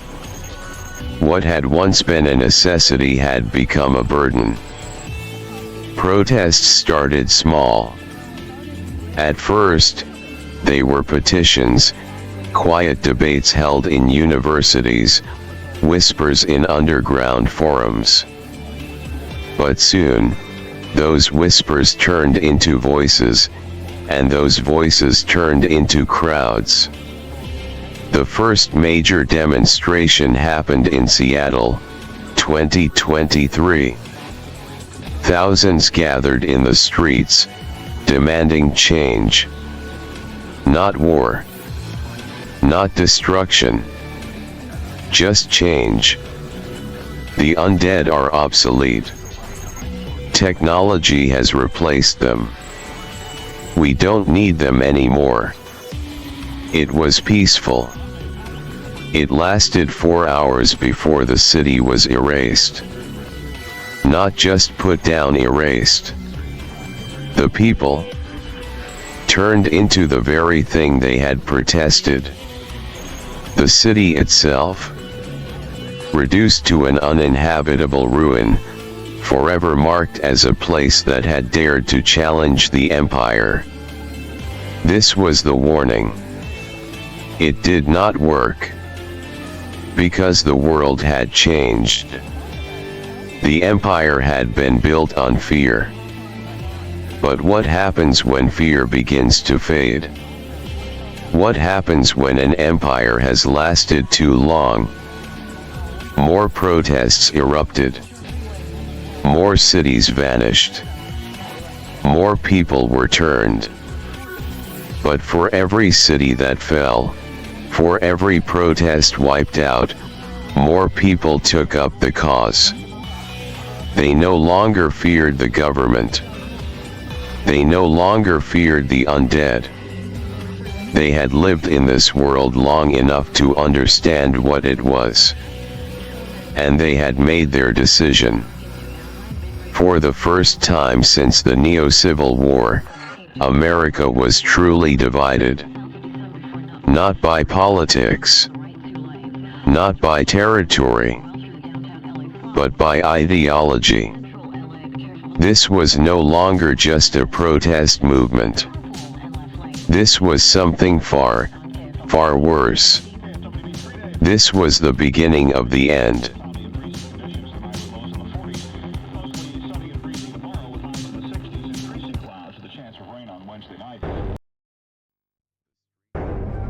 It started small, as these things always do. For years, Lancaster County had been under constant pressure from the government. More than most places, it had felt the weight of America's undead empire. The county, once a quiet place of farms and small towns, had been transformed into an industrial machine feeding the very system that so many had begun to hate. The undead were still being used, still being forced into labor, still being kept as an unnecessary cog in a machine that had long since found better alternatives. The people of Lancaster had endured it until they couldn't anymore. The protest began as another quiet march, another group of voices demanding an end to the use of the dead, an end to the government's oppressive grip, an end to an era that had gone on too long. They didn't expect violence. Not yet. But the government did not tolerate voices anymore. The first sign that things were going wrong was when the power cut out across the city. Street lights went dark. Phones went dead. Cameras shut off. Then, the floodlights came on. The military presence in Lancaster had always been suffocating, a permanent force that existed only to remind the people who was in control. But tonight, it was something else. The streets were locked down instantly. Drones hovered over every major road. Barricades were set up within minutes. The marchers' families, workers, students, people who had never held a gun in their lives found themselves surrounded before they even realized what had happened. Then came the sound. The low, mechanical whine of crowd dispersal weapons warming up. The metallic clatter of soldiers stepping into formation. The voice over the loudspeaker. This demonstration is over. Disperse immediately. The people didn't move. This is your final warning. Still, they stood. Then came the gunfire. Not a warning shot. Not rubber bullets. Not tear gas. Live rounds. The first row went down instantly. The crowd erupted in panic. Some tried to run, others tried to fight, but it didn't matter. The streets became a war zone in an instant. Soldiers moved in like executioners, sweeping through the crowds, forcing people to the ground, to their knees, to their deaths. Lancaster was not erased like Seattle had been. It was made into a warning. The survivors were left standing, left to tell the rest of the country what had happened. Not to inspire them. Not to ignite another rebellion. To crush the very idea of it. To tell them what would happen if they tried. Do not bother. Do not resist. You will be steamrolled. The government had spoken. And for the first time in a long, long time, the rest of the country listened. When the dust settled and the bodies were cleared from the streets, a decision was made. The government had seen enough. Lancaster County had been the heart of this uprising, the place where resistance had not just spoken, but fought back. That could not be allowed to stand. America did not simply destroy those who resisted anymore, it broke them. And so, a precedent was set. The people of Lancaster County were no longer citizens. They were something else now. They were classified as third-rate citizens. The official language in government records was clean, calculated, designed to look like policy instead of oppression. But the truth was clear. They were slaves. They could not vote. They could not own land. They could not travel without government approval. Their labor was now mandatory, their rights non-existent. But worst of all, they could be given to the undead at any time. Their lives were now forfeit. If a city needed more workers, they would be sent. If a military zone needed more bodies, they would be chosen. If a demonstration broke out anywhere else in the country, and an example needed to be made, they would be the ones sacrificed. It was the ultimate humiliation. Not extermination, but enslavement. A constant reminder of what happened to those who dared to question the system. The rest of the country watched in silence. No one spoke up. No one protested. No one wanted to be next. The message was loud and clear. America was not just an empire. It was the only thing that mattered. And those who stood against it were no longer people. They were property. The cruelty in Lancaster County never stopped. Once the decision had been made to strip its people of their citizenship, to reduce them to little more than slaves, the government wasted no time making sure they never forgot their place. The first atrocity came only weeks after the decree. A family of 6, accused of harboring a fugitive from the riots, was publicly executed in the town square of Lancaster. Not by firing squad. Not by hanging. But by exposure to the undead. They were bound and gagged, left in the center of the square as government forces watched from the safety of the rooftops. The people of Lancaster were forced to look as the creatures stalked toward them, slow, deliberate, savoring the inevitability of it. The children screamed first. Then came the tearing of flesh, the wails that would never be forgotten. By morning, there was nothing left but the blood-stained cobblestones.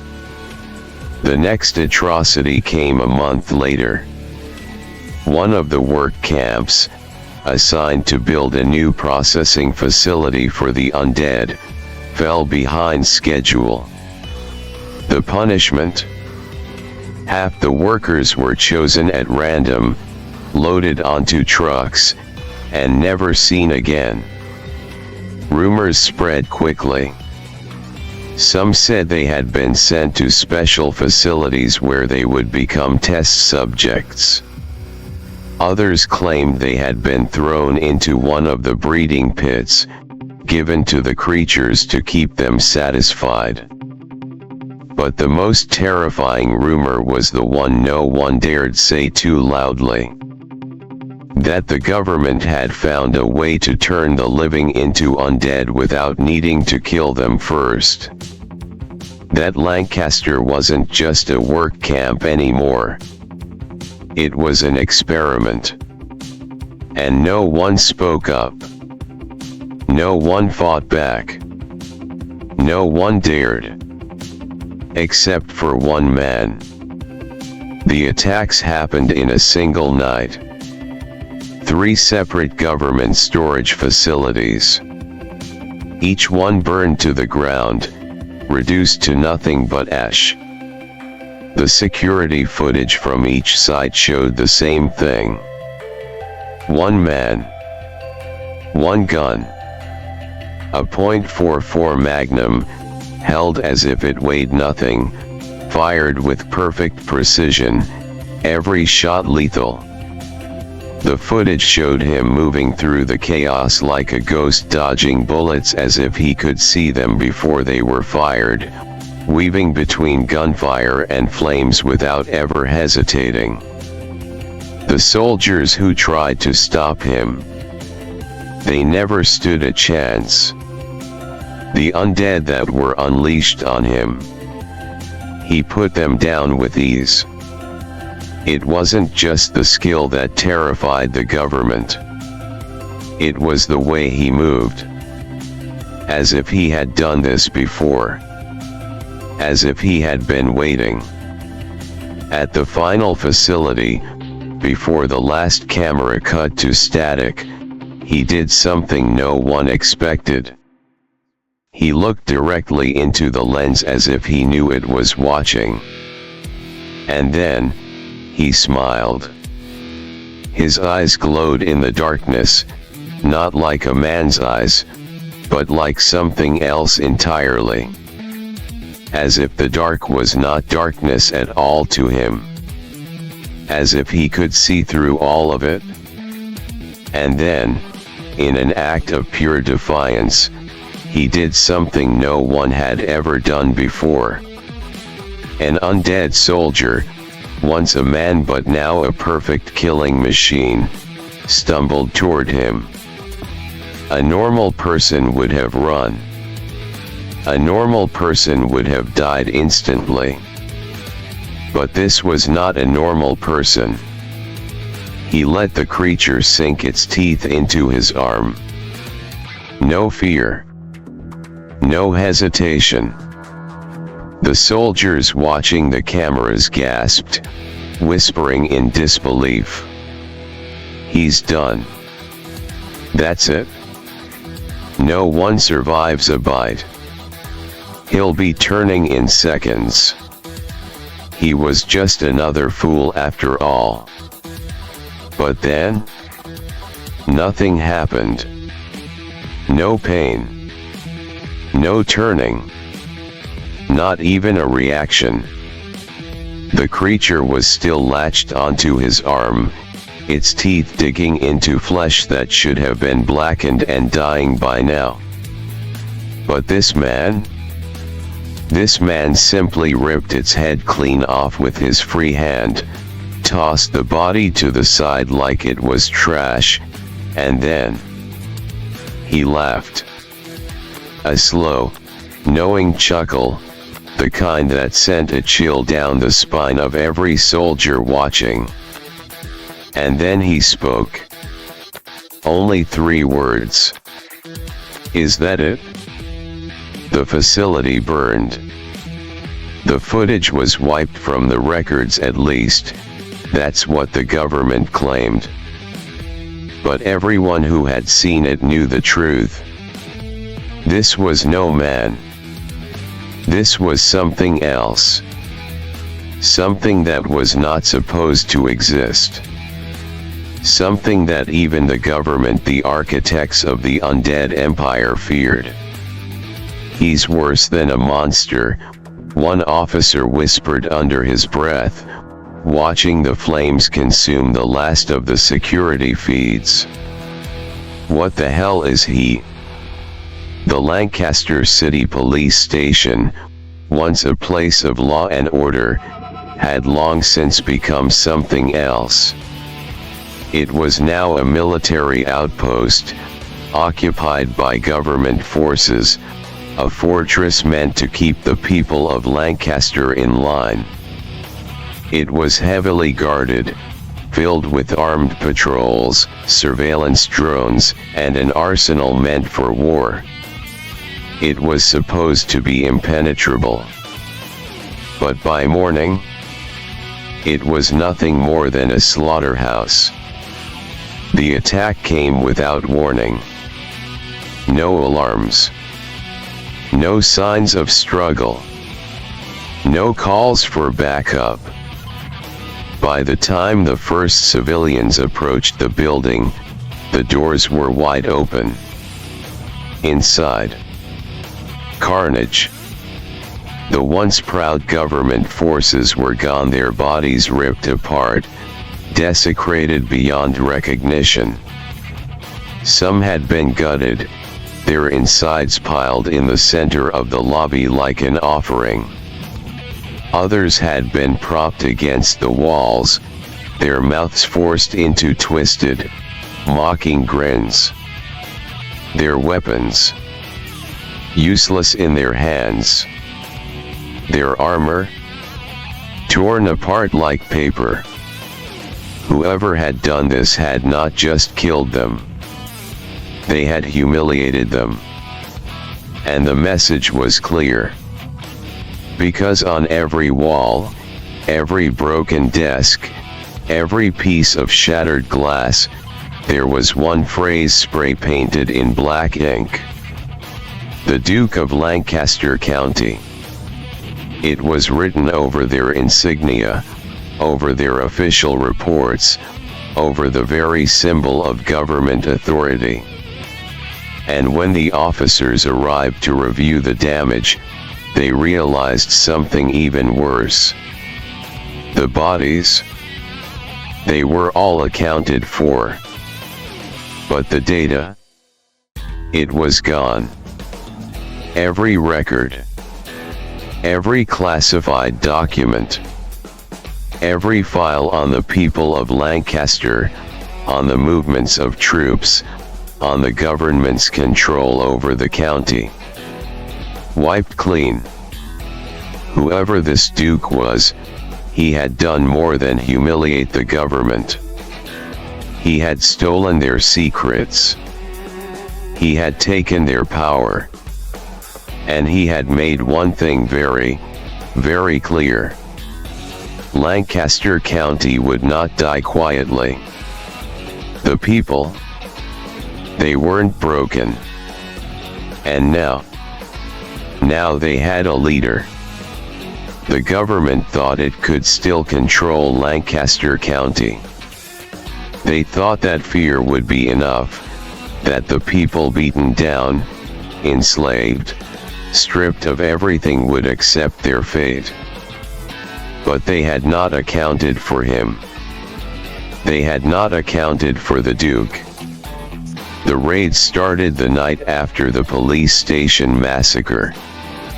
Military convoys rolled through the streets, heavy boots marching in perfect rhythm, drones humming above, spotlights cutting through the darkness like knives. Their orders were simple. Find them. Find every last former citizen. Bring them in. Make them disappear. The first house was easy. A family of 5, too scared to run, too beaten to fight. The soldiers broke down the door, dragged them into the street, rifles raised, and then everything fell apart. The first shot rang out before the commander could even give the order. The soldier closest to the house dropped instantly, a perfect shot through the skull, his body collapsing like a puppet with its strings cut. Then the next soldier fell. Then the next. Then the next. The rest barely had time to react, to turn their guns, to search the rooftops. But there was no one there. And then the last remaining soldier heard something behind him. A whisper. Too slow. The .44 Magnum fired once. The soldier's helmet shattered like glass. By the time the family opened their eyes, the men who had come for them were nothing but corpses. And standing among the bodies, bathed in the glow of a burning street lamp, was him. He holstered the Magnum, looked at the family, then smiled. Go. It happened again the next night. Then again the night after that. Every single raid. Every time the government forces showed up to drag someone away, to take another family, to enforce their rule. He was there. Every single time. They deployed faster. He was already waiting. They used armored vehicles. He tore through them like paper. They sent more soldiers, more drones, more undead. It did not matter. They all died. The soldiers whispered in terror. How is he everywhere? We set up checkpoints, roadblocks, we locked the city down. How does he keep showing up? It's not possible. But the commanders? They had already stopped asking how. Because they knew. This was not a man. This was something worse. He moved like he knew where they would strike before they even did.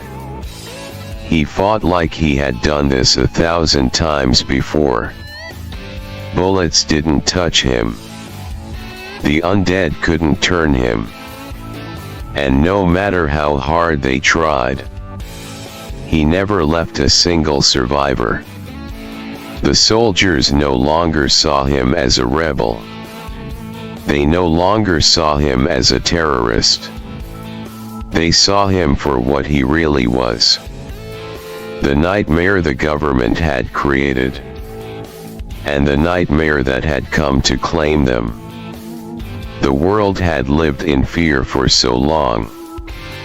For centuries, America had ruled with an iron grip, its dominance unchallenged, its punishments absolute. No one resisted. No one fought back. No one dared. But now, they had a name. The Duke of Lancaster County. They heard the stories of a man who could not die. Of a man who walked through bullets like they were nothing. Of a man who slaughtered the undead, the soldiers, the enforcers of America's rule as if they were insects. And suddenly, the world began to remember what it meant to fight. The first skirmishes, 2024. The first open rebellion happened in Paris.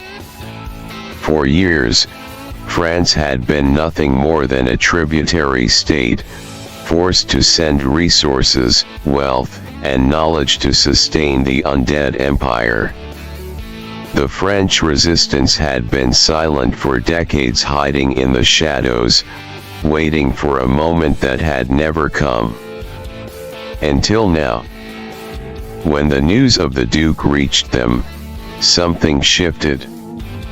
A small group of rebels, no more than 50 men and women, stormed a government armory. It was meant to be a suicide mission. But something was different this time. They fought harder. They pushed further. And when the dust cleared, the armory was theirs. The government responded immediately. They sent drones. They sent armored squads. They sent the undead. The rebels held out for 3 days. On the 4th, the city was locked down. No one knows what happened next. No bodies were found. No signs of struggle. No remnants of a battle. Just silence. The Duke's message had been made clear. Even those who fought back would never truly die. They would vanish into the darkness, waiting for the next moment to strike. The massacre in Cairo, 2025. Not all battles ended in victory. Inspired by the uprising in Paris, rebels in Cairo attempted to seize control of an American-controlled processing facility. They did not succeed. The facility's defenses were too strong, the government too prepared. The rebels fought, but they were outgunned, outnumbered, outmatched. The government gave no mercy. The entire district was razed. Every man, woman, and child eradicated. And in its place, a new breeding ground for the undead. Cairo became a warning. Not every fight would be won. But now, more people were fighting. Victory in Brazil, 2026. Then came Brazil. For years, the country had been one of America's strongest strongholds, a place where resistance had been crushed completely. But when the world saw that the Duke was real, when they saw that the American government wasn't invincible, the fires of rebellion sparked once more. And this time, they won. The first city to be freed was Rio de Janeiro. The Brazilian resistance, long thought to be dead, rose from the ashes. They struck at military convoys, ambushed government officials, and turned the people's anger into a full-blown revolution. When America sent the undead to crush them, the rebels fought like demons. They had trained for this. They had studied the tactics of the Duke. They knew how to kill the undead completely, how to destroy them before they could spread. Within 2 months, the government forces abandoned the region. Rio was free. For the first time in over 100 years, a major city stood outside of America's rule. And the world took notice. The Battle of Tokyo, 2027. Japan had been one of the last places to fall to American rule, and now, it became one of the first to rise up. The battle began as a small-scale riot. By the end of the week, it had become a war zone. The entire city erupted into chaos, with rebels taking control of key supply routes, communication centers, and power stations. The government threw everything at them. The undead, the drones, the mechanized enforcers. For weeks, the battle raged through the streets. And then, he arrived. The Duke of Lancaster County. No one knows how he got there. No one knows how he made it past American defenses. But there he was. And with him, Tokyo was never going to fall. When the government realized who they were fighting, they didn't just retreat. They evacuated. They abandoned the city. Because they knew as long as he was there, they had already lost. The end of fear. The world was still America's empire. But now, for the first time in centuries, the people weren't afraid anymore. For every loss, there was a win. For every fallen city, there was a new uprising. And in the center of it all, the Duke. A man who wasn't supposed to exist. A man who could not die. A man who had become the nightmare of the very government that had ruled unchecked for so long. The war was far from over. But now the people knew something America had been trying to make them forget. The undead could be controlled. But the living could never be broken. The White House had not known fear in centuries. It was the heart of the American empire, the throne of the eternal nation, a place so heavily fortified that no enemy, no assassin, no force in history had ever breached its walls. It was impossible to get inside. Until he did. The security cameras failed first. One moment, the screens were filled with the usual feed guards at their posts, the hallways silent, the corridors watched by countless drones. The next, static. Every system went dead. Every alarm fell silent. The entire White House plunged into darkness. For 30 seconds, there was nothing. And then, he was there. The President of the United States was alone in his office, staring at a stack of reports detailing the growing insurgencies around the world. His hands were shaking. The rebellion was worse than expected. The uprisings were not dying out. And Lancaster County was still out of control. His vice president had told him not to worry. The Duke is just a myth. The people are panicking. We will restore order soon. But now, in the dead of night, with the security feeds cut and the room drenched in shadows, he wasn't so sure anymore. And then he heard it. A whisper. A voice that should not have been there. Tell me, nightmares. The president froze. His blood ran cold. His breath caught in his throat. That voice. It was right behind him.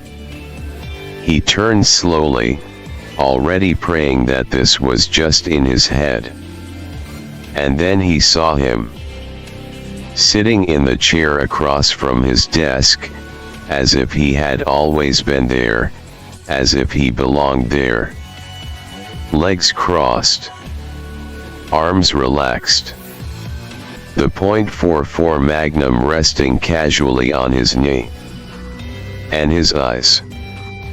His goddamn eyes. They glowed in the darkness, as if the shadows meant nothing to him, as if he could see through the very fabric of the night itself. And then he smiled. "Are you afraid of the dark yet?" The president fell backward out of his chair, scrambling against the desk, his hand reaching for the panic button beneath it. "Don't bother." The Duke tilted his head. "I cut that before I walked in." The vice president's office door burst open, two armed guards rushing inside, weapons raised. But the Duke was already gone. No trace. No sound. No sign that he had ever been there at all. Just the echo of his voice still lingering in the air. And on the desk, a single spent bullet casing, left as a reminder. A message. He could have killed them. He chose not to. This was not an assassination attempt. This was a warning. No one was safe anymore. Not the soldiers. Not the enforcers. Not even the rulers of the world. The president trembled as the realization hit him like a hammer to the chest. The Duke got in. And if he could get in once, he could do it again. The fear had finally broken him. The President of the United States, ruler of the greatest empire in history, the untouchable master of the undead, had felt true fear for the first time in his life. And he did not know how to handle it. The Duke had walked into his house, had stood in front of him, had mocked him, had left untouched, unchallenged, unafraid. And now, the world knew he was afraid. He had to show strength. He had to remind them all who was in control. So he made a decision. A horrible, irreversible decision. And the world would burn for it. The order was given at dawn. The target? Britain. The country that had once ruled the world before America took its throne, before the undead empire had swallowed the earth. Britain had not rebelled. Britain had not fought back. Britain had done nothing. But the president didn't care. He needed to send a message. He needed the world to fear him more than they feared the Duke. And so, he wiped Britain off the map. It started with a single drone strike over London. Then came another. Then came 1,000. The skies turned black as entire squadrons of bombers, drones, and automated war machines descended upon the island. The cities crumbled first. London was the first to go. Not even the bones of its people remained. Then came Manchester, Liverpool, Edinburgh, Glasgow, Belfast. The British tried to flee. Tried to escape across the sea. There was no escape. Every boat was sunk. Every plane was shot out of the sky. Every living soul was eradicated. By nightfall, the once great empire was nothing but ruins and ash. And then, for the final cruelty, came the undead. Not the mindless hordes of old. The new kind. The kind America had perfected. They were released into the wasteland, turned loose upon the ruins of a nation that no longer existed. the president did not just kill Britain. He turned it into a graveyard filled with walking nightmares. A place where no living thing would ever set foot again. The world watched in silence. Billions of people, across the planet, stared at their screens, at the news feeds, at the images of the smoldering wasteland where Britain had once stood. And they knew. They knew what had happened. This was not about power. This was not about control. This was fear. The president was afraid. Afraid of one man. Afraid of the Duke. And because of that fear, because of one night of terror, an entire country had been erased. And if the president was willing to do this just to prove he still had power, then he was willing to do it again. Somewhere, in the shadows of a burning world, a man with glowing eyes smiled. He had walked into the White House. He had whispered in the dark. And now, the world was ready to burn. And for the first time in centuries, America was losing control. Because the people had finally seen the truth. The government was not invincible. The government was not unstoppable. The government was afraid. And fear? Fear spreads faster than fire. The world had been waiting for this moment. For centuries, they had bowed, they had paid tribute, they had watched as America turned the undead into its weapon, turned entire nations into mindless puppets, and erased any sign of resistance. But now, they saw something they had never seen before. America was afraid. The president's madness, his genocidal destruction of Britain, his blind attempt to prove he still held dominion over the planet had not intimidated the world. It had woken them up. Fear spreads faster than fire. And this fire was about to engulf the world. The start of World War III, 2028. It began with whispers. Governments that had long since submitted to America, that had spent generations pretending resistance was impossible, suddenly began to ask questions again. If Britain could be erased just like that, what's stopping America from doing the same to us? If they're willing to wipe out an entire nation out of fear, then they've already lost control. If we stand together, if we finally fight back, maybe, just maybe, we have a chance. The whispers turned into meetings. The meetings turned into alliances. And then, the declarations of war began. France was the first. It had long been a tribute state, a puppet under America's control.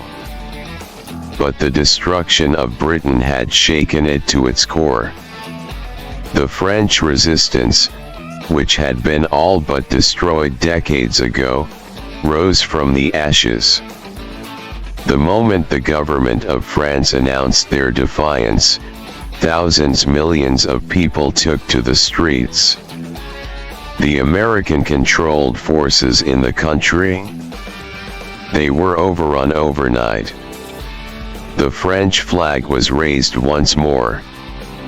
Then came Germany and Spain. They, too, had once been enslaved by the undead empire, forced to serve the will of the eternal nation. No longer. Germany's military infrastructure, once used to fuel America's war machine, was seized by the rebels. Spain declared its independence, its people rising up against their American overseers, purging them with fire and steel. Then came the real shift. Russia, China, Japan, and India, all once bitter rivals, banded together for the first time in history. Each of them had seen the writing on the wall for centuries. Each of them had survived under America's thumb, waiting for the moment to come. And now the moment was here. They joined forces with Europe, forming what was now called the New Coalition of the Living. They would no longer pay tribute. They would no longer obey. They would no longer kneel. But America was still a monster. And it still held both North and South America under its control. The president, enraged, humiliated, declared that all nations who resisted would be turned into nothing more than dead worlds. And to prove his point, he unleashed a new wave of undead superweapons. Creatures that were no longer just the mindless hordes of the past, but something different. Something engineered. The first attack came against Paris. A horde was released unlike anything the world had ever seen. A plague of the undead that could think. That could hunt. That could track human movement with terrifying precision. The government of France was wiped out in a single night. The world watched in horror. But the people did not break. For the first time in history, the undead were fought back in full force. Not by desperate rebels. Not by isolated militias. But by entire nations united against the empire of the dead. Paris did not fall completely. It held. And that was the real victory. The war begins to turn, 2030. At first, smaller nations were still forced to fight for America. South Africa, Australia, parts of the Middle East, these regions had been under American rule for too long, too embedded in their systems to resist. But as the war continued, even America's own allies began to shift. The moment one country found a way out, others followed. South Africa turned on its American overseers in 2031. Australia declared independence in 2033. Even Mexico, long subjugated, began to crumble under its own rebellions. The world was changing. The Duke strikes again, 2034. The war had become a global conflict unlike anything before it. And yet, in the dead center of it all, in the heart of the American war machine, the Duke of Lancaster County was still fighting. He was still moving through the shadows, still hitting America from within. Government buildings burned in Washington, D.C. Undead research facilities were wiped out overnight. Entire military bases vanished, their forces slaughtered before they even knew what had hit them. The president, now fully consumed by paranoia, declared that the Duke was the greatest threat the world had ever seen. Find him. Hunt him down. Burn Lancaster County to the ground. But it didn't matter. because they could not catch him. No matter how many troops they sent, no matter how much technology they used, no matter what traps they set, he was already ahead of them. And the people of America? They were starting to believe in something they hadn't felt in centuries. Hope. The world is at war, and the outcome is uncertain. America still holds the greatest military force in history. The undead are still a terror unlike anything else. The president is still willing to burn the world to keep his empire intact. But now, the world is fighting back. Now, the people are standing up. Now, the fear is starting to shift. For the first time since America took control of the planet, the undead are not the biggest threat anymore. The president is not the most feared man on earth anymore. Because somewhere, in the darkness, in the ruins of cities, in the places where the government cannot reach, a man with glowing eyes is still moving. A man who has not stopped. A man who will not stop. And the world is waiting. Waiting for him to do what no one has ever done before. Waiting for him to end the empire of the dead once and for all. The president's nightmare had become reality. For centuries, the undead had been his empire's greatest weapon, the force that had secured America's place as the ruler of the world. But now, they were failing. The war had dragged on for 7 years, and with every battle, with every rebellion, the truth had become more and more undeniable. The undead were becoming useless. At first, it was small things. The hordes, once enough to erase entire nations in days, were being stopped, outmaneuvered, outgunned. Countries that had once been helpless against them now knew how to fight back. The coalition of the living had studied them, dissected the old tactics, figured out what made them move, what drew them in, how to neutralize them completely. The things that had once made them unstoppable, their hunger, their mindlessness, their inability to feel pain, had become their greatest weaknesses. Traps were set. Entire legions were led into kill zones. Swamps were flooded with them, turning them into motionless husks. Mines were set along known migration routes.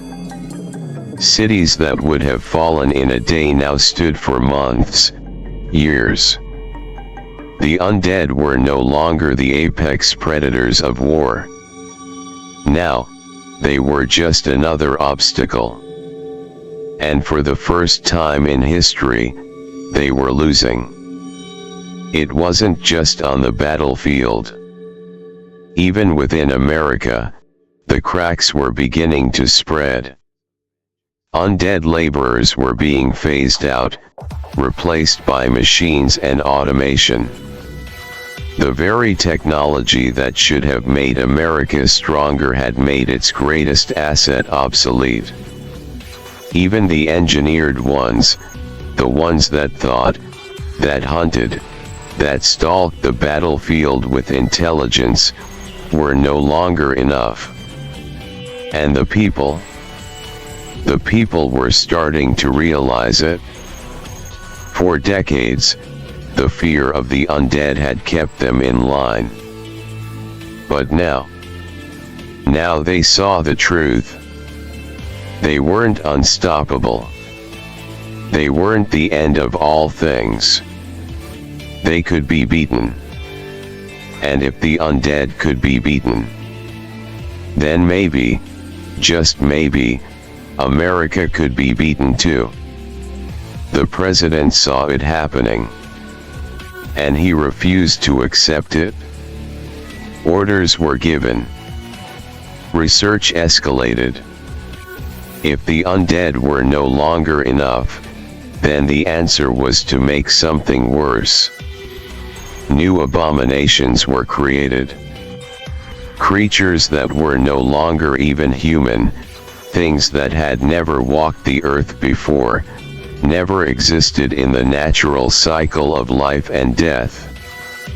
And yet, for all his desperate attempts to reassert dominance, the war was still slipping through his fingers. More nations had broken free. More cities had revolted. More American citizens were beginning to turn against their own government. And at the center of it all, the Duke. His name had become a legend, a whisper, a force of nature. He had become the nightmare of the empire. And no matter what America did, no matter how much power it threw at him, he would not die. The undead were losing their grip, and the living were beginning to rise again. The day Pennsylvania broke free was the day the world changed forever. It did not happen overnight.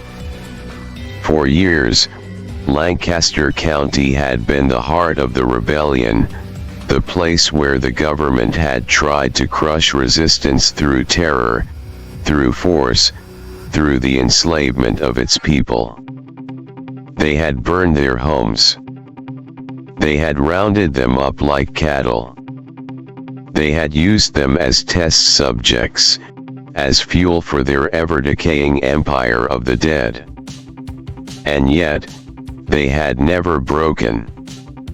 The people of Lancaster had suffered more than any other, and still, they stood. And now, after years of blood, after watching the undead grow weaker and weaker, they knew the time had come.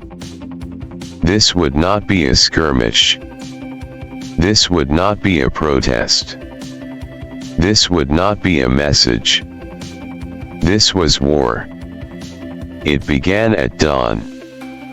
The government forces in Pennsylvania woke to gunfire, to explosions, to the sound of a nation that had decided it would no longer be ruled. Rebels in Philadelphia, in Pittsburgh, in Harrisburg rose up as one, overwhelming every checkpoint, every military garrison, every fortress that had kept them enslaved. It was coordinated, precise, brutal.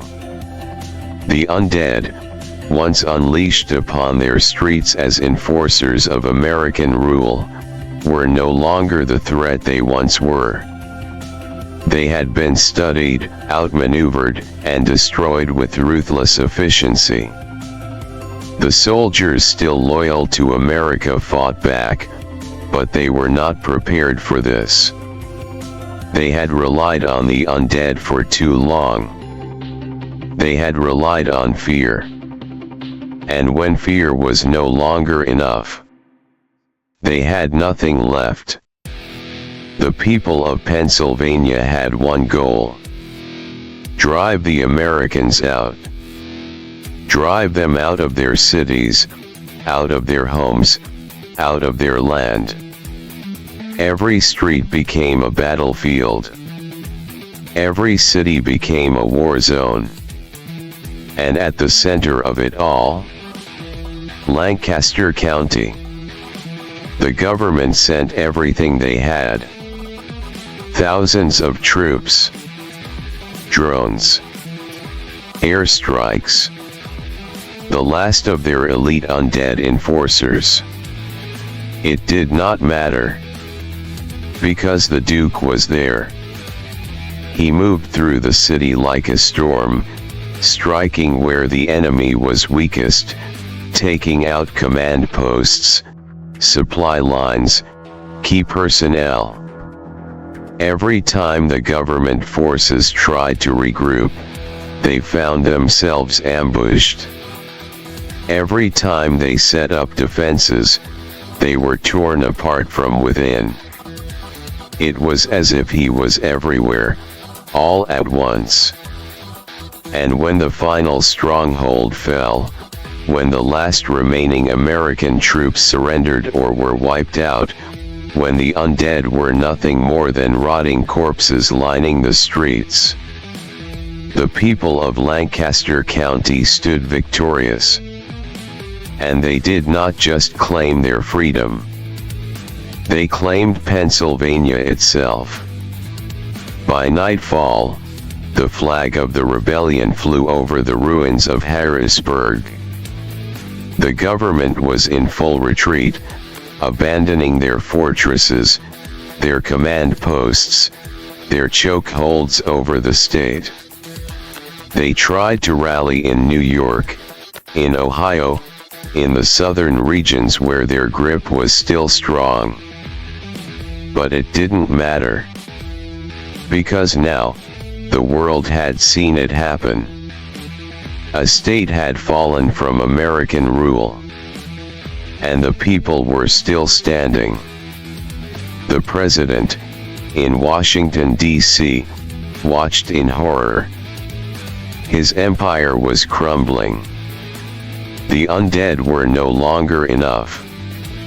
The people were no longer afraid. The war was no longer under his control. And Pennsylvania? Pennsylvania was now the first free state in over a century. The world was watching. And now, they knew one undeniable truth. America could be beaten. The undead could be destroyed. And the rebellion had only just begun. The fall of Pennsylvania had been the beginning. The original 13 colonies, the birthplace of the old United States, had never forgotten what they once were. For over a century, they had been subjugated, enslaved, used as fuel for America's undead empire. Now, they were taking it all back. The government tried to hold its ground. It reinforced D.C., turned it into a fortress, surrounded by layers upon layers of walls, barricades, and endless hordes of engineered undead. They poured everything into keeping the capital secure. But they were fighting ghosts. They were fighting men and women who had lived under their rule for centuries, who knew their tactics, their weapons, their weaknesses. And they were fighting the Duke. 2036, the battle for the East Coast begins. Massachusetts, Rhode Island, Connecticut, New York, they rose next. From Boston to New York City, from the harbors to the forests, the war erupted into full-scale revolution. The government could not keep up. They had always relied on fear. They had always relied on the undead. But fear was dying. And the undead? They were losing every battle. With every city that fell from government control, the world realized the truth. The people weren't just fighting to survive anymore. They were fighting to win. 2037, D.C. under siege. By the time the rebels reached Maryland and Virginia, the government was in full retreat. The streets of Washington, D.C. had turned into a battlefield. The White House was burning. The Capitol building was crumbling. The undead no longer had the numbers to hold the city. The last loyal forces of the American government tried to hold the line. They failed. 2038, the government flees. With the rebels at the gates of DC, the president made his choice. He abandoned the capital. He and his remaining forces fled south, taking what was left of his command, his weapons, his last surviving undead creations. DC, the once untouchable heart of the undead empire, was left to burn. By the time the sun rose over the city, the last of the American loyalists were gone. And in their place, the flag of the Free States flew over Washington. The original 13 had broken free. The war was not over. The president still had forces in the South, in the Midwest, in the West. But his strongest grip was gone. His rule over the world had been shattered. The undead were failing. The rebellion was winning. And the Duke, he was still hunting. Because the war was not just about taking back the land. It was about ending the empire of the dead once and for all. By 2039, the world had become a battlefield unlike anything history had ever seen. The fall of Washington, D.C. had been the most significant blow to the American government since the war began, but it was not the end. The president and his remaining forces fled west, retreating into what was once the heart of their power, the old American strongholds of the South and Midwest. The government still controlled much of the land, but the war had shifted. The original 13 colonies were no longer under American rule, and the rebellion had spread across the globe. For the first time in centuries, America was not in control. But the president was not finished. His empire had ruled for too long, had survived too many threats to crumble overnight. He dug in, fortified his borders, and turned entire regions into militarized zones to stop the rebellion from advancing further. What followed was a new phase of the war, a brutal stalemate. The new America, a land divided. By 2040, the United States had been split into two warring factions. On the eastern side, from Maine down to Georgia, the Free States stood defiantly, made up of the original 13 colonies and other states that had slowly fallen from the government's control.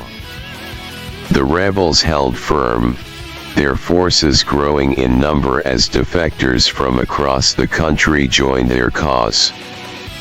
On the western side, stretching from Texas up to Montana, the remnant government still maintained its rule. These states remained loyal out of fear, forced obedience, or brutal military presence.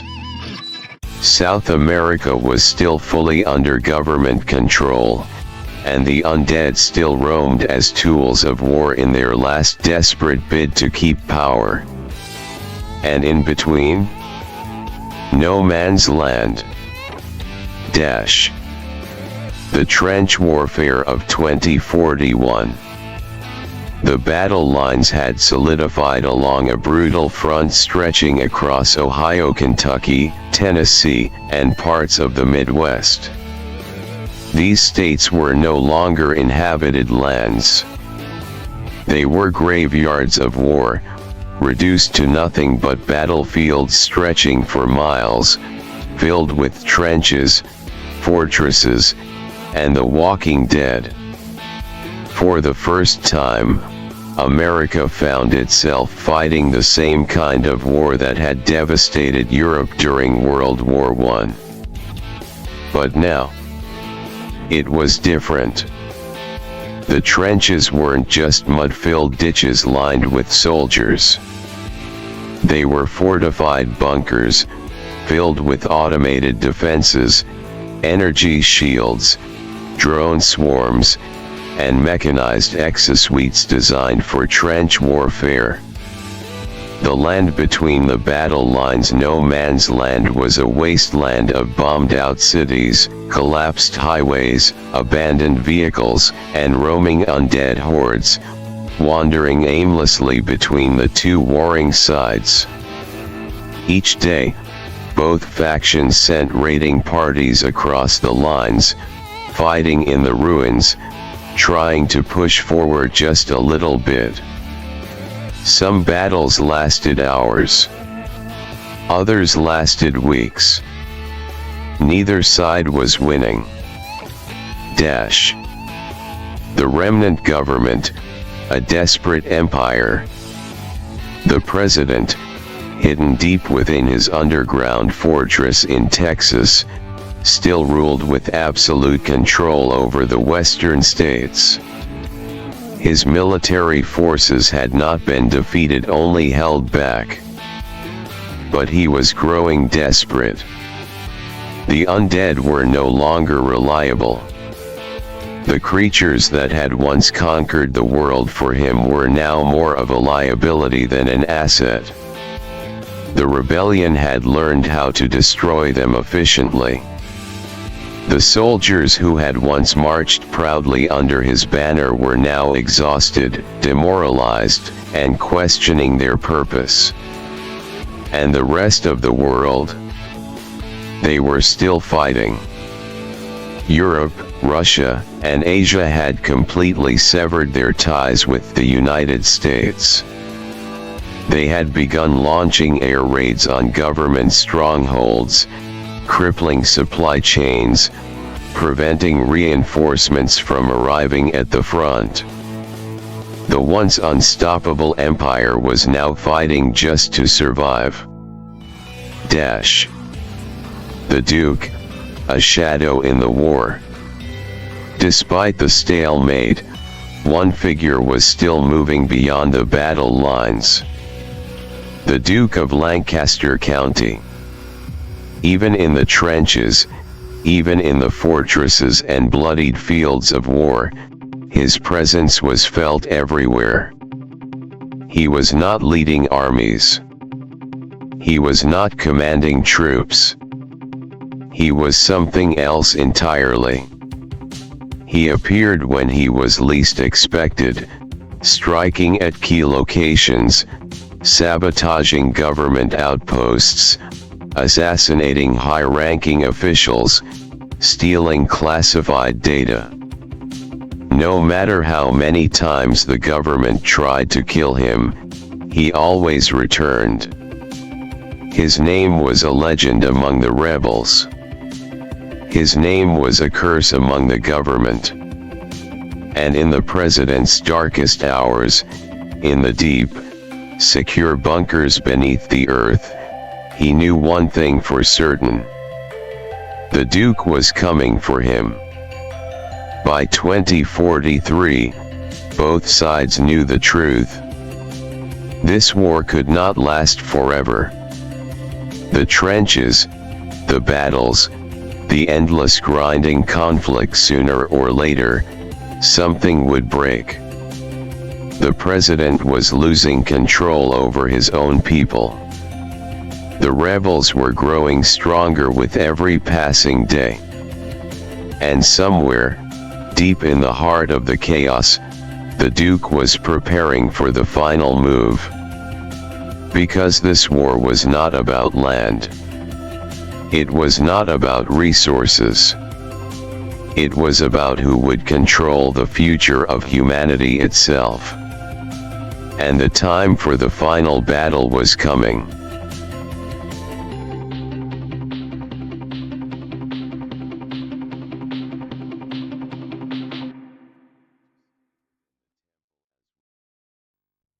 war had settled into something ugly. What had once been an empire of absolute control had now become a fractured nation, with two sides fighting tooth and nail over a landscape that had once belonged to both of them. The front stretched for miles, cutting through what was once the heartland of America. Cities were no longer cities, they were husks, battlefields, and death traps where neither side could hold ground for long. Every night, tracer rounds lit up the sky, and every morning, the bodies were cleared, only for more to fall the next day. For years, the war had been fought in chaos, in bursts of destruction, but now it had settled into something much worse. Stagnation. The trenches carved into the land were deep, fortified with steel, with heavy artillery, with automated turrets that fired at anything that moved. Drones hovered over no man's land, scanning the ruins for any sign of movement, but they were often unreliable. Too many bodies, too much wreckage, too much static interference from the wreckage of once proud cities. For the first time in centuries, war had reached a point where neither side could move. The rebels had the will to fight, but the government still held its technological edge. Supremacy had slipped from its grasp, but that did not make them weak. The West was still a fortress, and with every failed push into enemy territory, the rebels were reminded that the government still had the world's most dangerous arsenal at its disposal. The undead had become less of a threat, but the new monstrosities they had begun creating in the labs hidden beneath the deserts of Texas and New Mexico, those were something else entirely. The government was playing its last hand, experimenting with horrors that should have never existed, doing anything to regain the upper hand. But even with all of their experiments, even with the trenches turning into graveyards, the people were still fighting. The rebels had suffered too much to turn back now. Every inch of land gained was held onto with desperation, and every mile the government forces lost sent another shockwave of doubt through their ranks. The president watched all of this from his underground sanctuary, deep beneath the earth, surrounded by the last remnants of his empire's old elite. He rarely slept. He rarely spoke.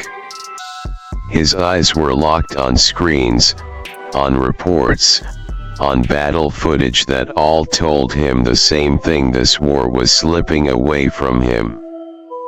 He had never known fear until the Duke of Lancaster County had stood in his office, smiling in the dark. Since that night, he had become something else. He had always ruled through absolute authority, but now he ruled through paranoia. He barely trusted his generals, his advisors, or even the officers stationed outside his own bunker. He had seen the fear spreading through his ranks, seen the cracks forming in the loyalty of his once unshakable forces. And the worst part, the thing that kept him awake at night, the Duke was still out there. No matter what defenses were put in place, no matter how many patrols were sent after him, no matter how many traps were set, he was still out there, still striking, still bleeding the government dry.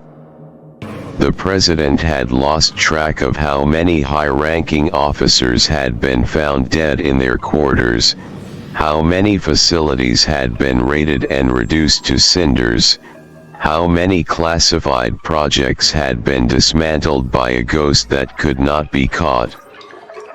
But it wasn't just him anymore. The Duke had become something far beyond a man. He was an idea now, a legend whispered across the battlefield, a name that could shake even the most hardened soldiers. He was the one thing the rebels and the people could hold onto, the one thing the government could not suppress.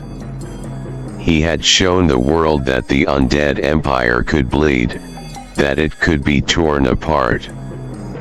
And now, he was planning something bigger. Something final. Deep within the trenches, among the soldiers who still fought for freedom, a plan was beginning to take shape. The war had dragged on long enough.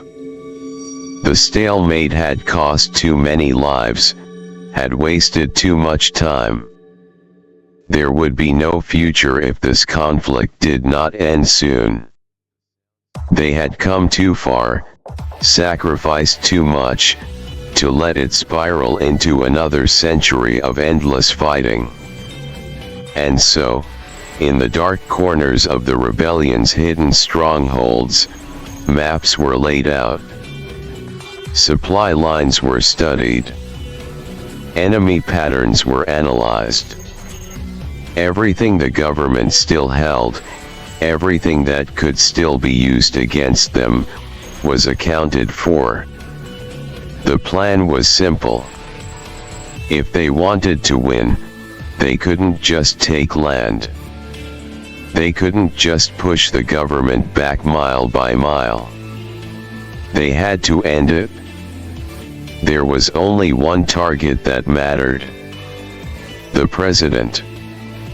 Wherever he was, wherever his fortress had been built, it had to be destroyed. And so, for the first time in years, the war shifted again. Not into another brutal exchange of trench warfare, not into another slow, grinding battle of attrition. This was something else. This was the beginning of the end. The government threw everything they had into figuring out who he was. Every intelligence officer, every surveillance system, every classified database was scoured for any information, any clue that could help them understand the Duke of Lancaster County. They had dismissed him as a myth at first, a story told by desperate rebels to keep morale alive. But after too many dead officers, too many high-security locations reduced to rubble, after watching their forces panic at the mere rumor of his presence, they knew he was real. But the problem was, he wasn't supposed to exist. The first breakthrough came after weeks of investigation. A name Johnny Vanjik. Born in Lancaster County, Pennsylvania, long before the rebellion had even begun. That was all they could find. No school records, no employment history, no military service. It was as if he had appeared from nothing. But the truly disturbing part wasn't just his lack of history. It was what their deeper investigations uncovered. He had been spotted in multiple places at the same time. At first, they assumed it was a mistake. A trick of the mind. Maybe a well-trained group imitating him, or a network of rebels using his name as a symbol. But then they pulled the footage from multiple locations across the war zones. The timestamps were undeniable. He had been in 3 different cities on the same night. He had personally led an assault on a supply convoy in Tennessee, eliminating an entire squadron with surgical precision.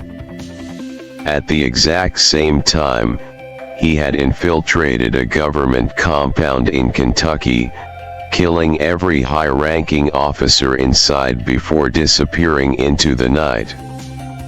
And on that very same night, deep behind enemy lines, inside one of the most heavily fortified labs in New Mexico, he had been seen destroying years of research, setting fire to entire underground facilities filled with the government's most classified experiments. There was no way one man could be in all three places at once. Either there was more than one Johnny Vanjik, or, as the terrifying evidence began to suggest, time and space did not apply to him. And the worst part? It might be both.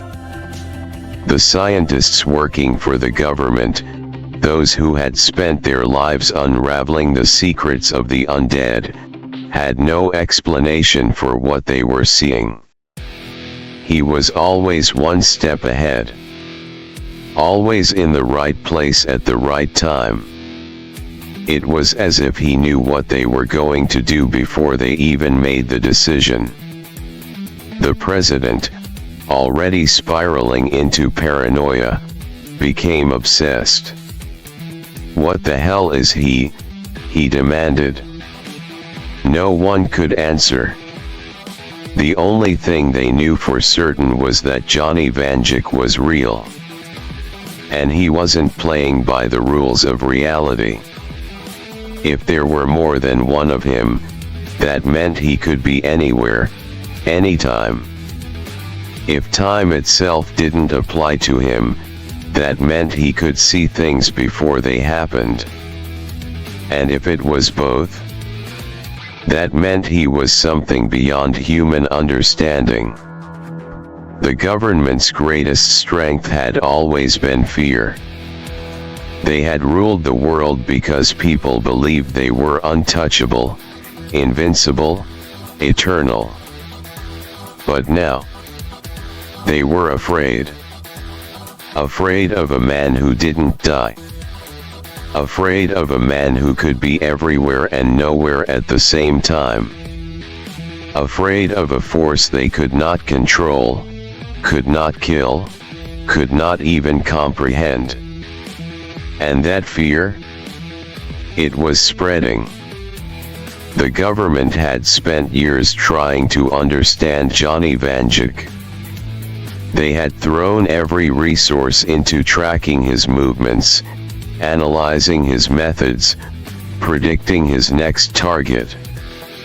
And just when they thought they had at least some grasp on how he operated, he did something no one could have expected. He started setting the undead free. At first, they thought it was a mistake, or some kind of cruel psychological warfare. Government-controlled facilities, long used to contain and weaponize the undead, were being breached, but not destroyed. Instead, their containment fields were disabled, their chains undone, and the creatures that had been locked away for decades were suddenly unleashed. The first instance happened in what was once Louisiana, where the government had been keeping a horde of engineered undead in underground silos, waiting for the right moment to unleash them against the rebellion. One night, their security systems shut down without warning, and by the time the guards realized what was happening, every containment chamber was empty. But the creatures didn't attack the surrounding towns. They didn't move toward rebel-held territory. Instead, they headed west straight into government-controlled land. The next event happened in Missouri, where an entire experimental undead processing center was found burned to the ground, but every subject had been set loose beforehand.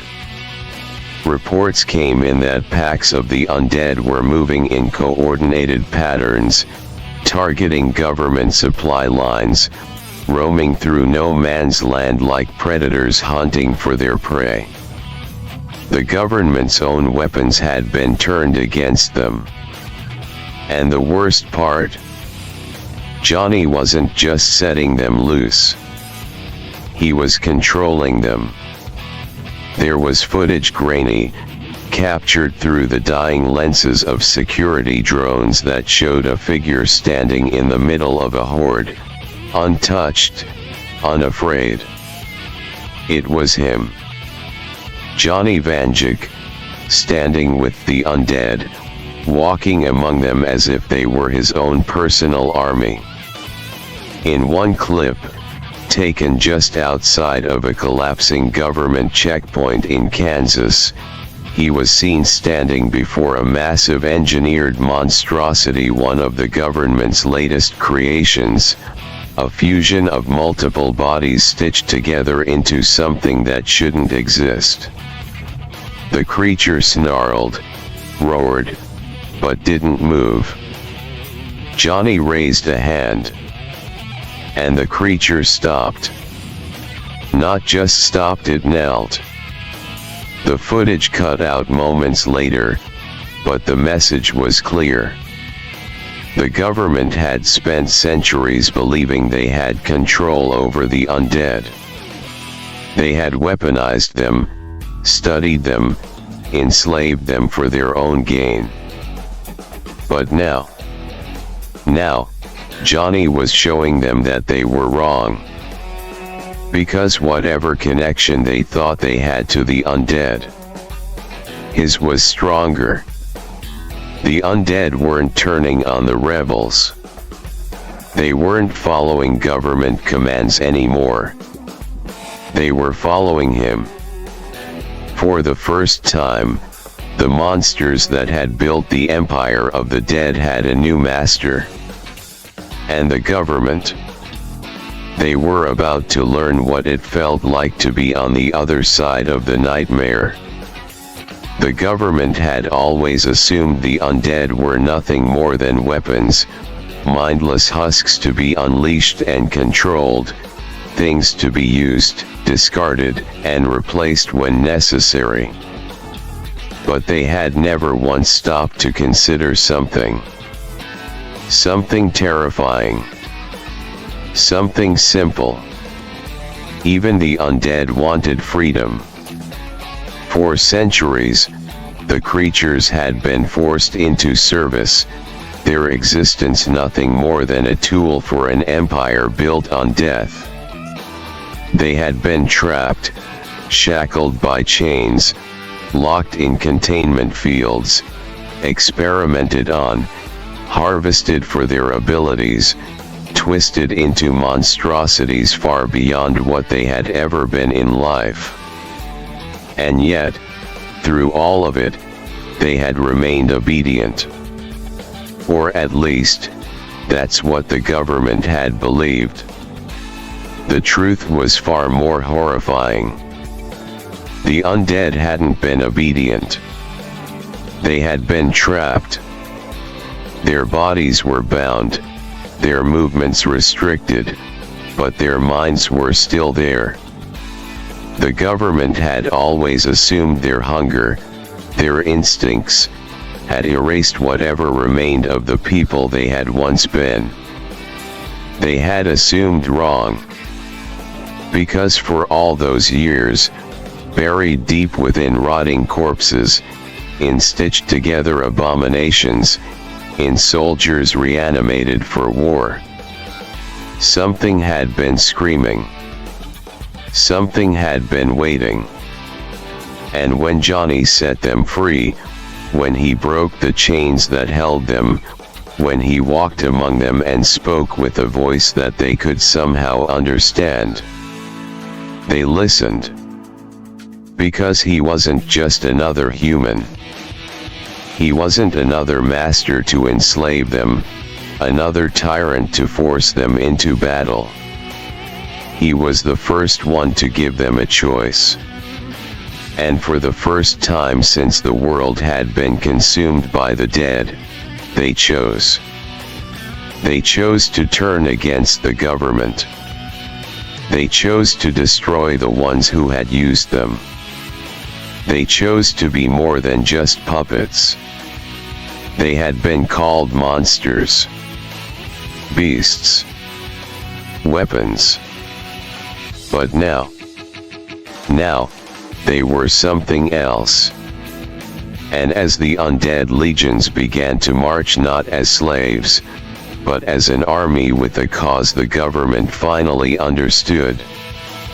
They had never truly controlled the undead. They had just been lucky that the dead hadn't figured out what they were capable of. But now they had. And now, they were free. For centuries, the undead had been used, tormented, controlled. But when Johnny Vanjik set them free, he did not promise them war. He did not promise them revenge. He promised them an end. The only condition he gave was simple: when the war was over, they would be cured. For the first time, the undead had a future. Not as weapons, not as monsters, not as tools of destruction, but as what they once were. People. No more forced servitude. No more being trapped in rotting flesh. No more shackles, no more chains, no more hunger. They would be given back their lives. And that was why they followed him. Not because he commanded them. Not because he controlled them. But because he was the only one who had ever looked at them and seen them for what they were. Not just the dead. Not just the damned. But the forgotten. The ones who had been left behind in an empire that had thrived on their suffering. The ones who had never been given a choice. Now, for the first time, they had one. And they chose Johnny Vanjik.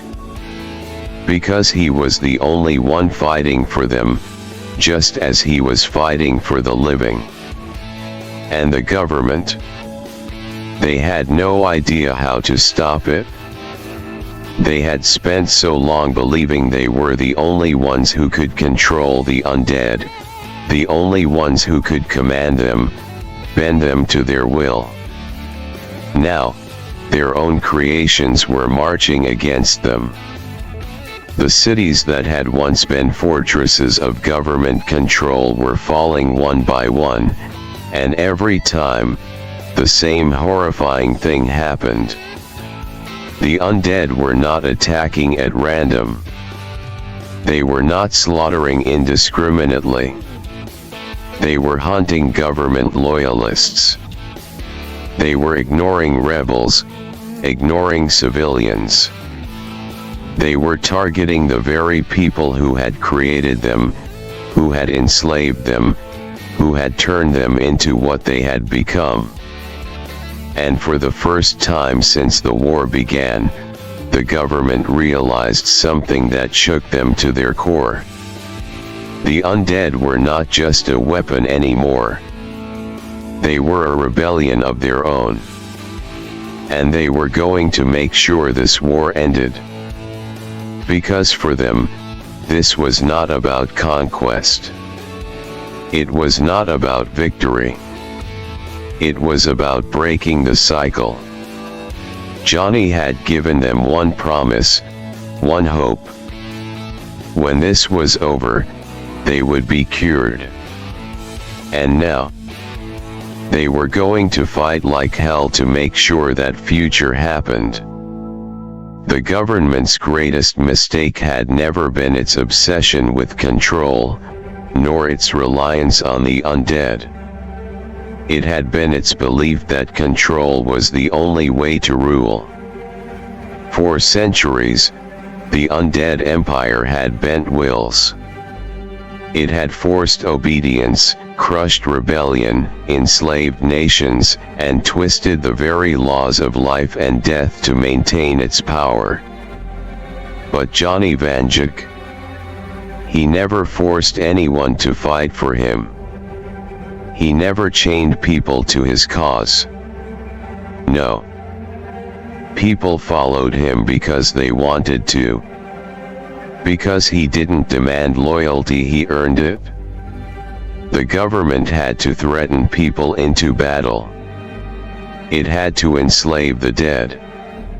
It had to keep its forces in line with fear, with brutality, with the constant looming threat that if they turned against their masters, they would be wiped out. But Johnny didn't need to rule by fear.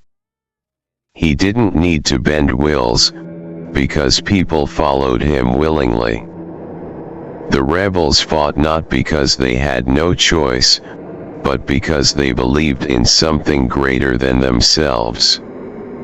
The undead followed not because they were ordered to, but because for the first time in history, someone had given them the chance to be something more.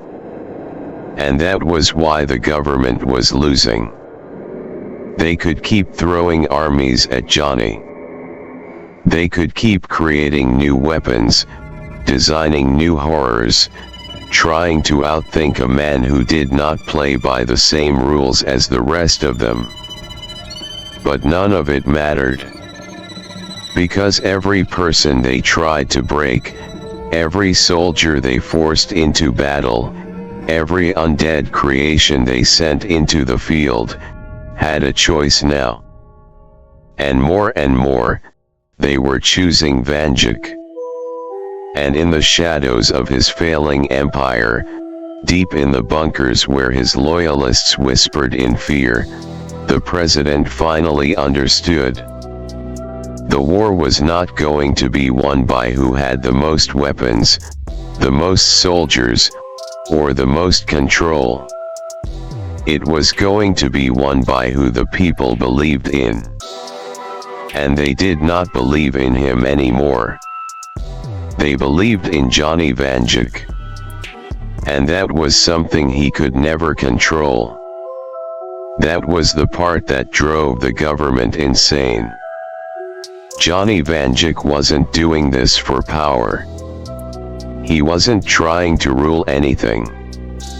He wasn't building a new empire, wasn't demanding loyalty in exchange for favors, wasn't carving his own kingdom out of the ashes of the old world. No. When this war was over, when the government was gone, when the undead were cured, when the world had finally freed itself from centuries of oppression, Johnny was just going to go home. That was the real joke. That was the part the president couldn't comprehend, the part his generals refused to believe. Johnny wasn't fighting because he wanted to be a hero. He wasn't fighting because he wanted revenge.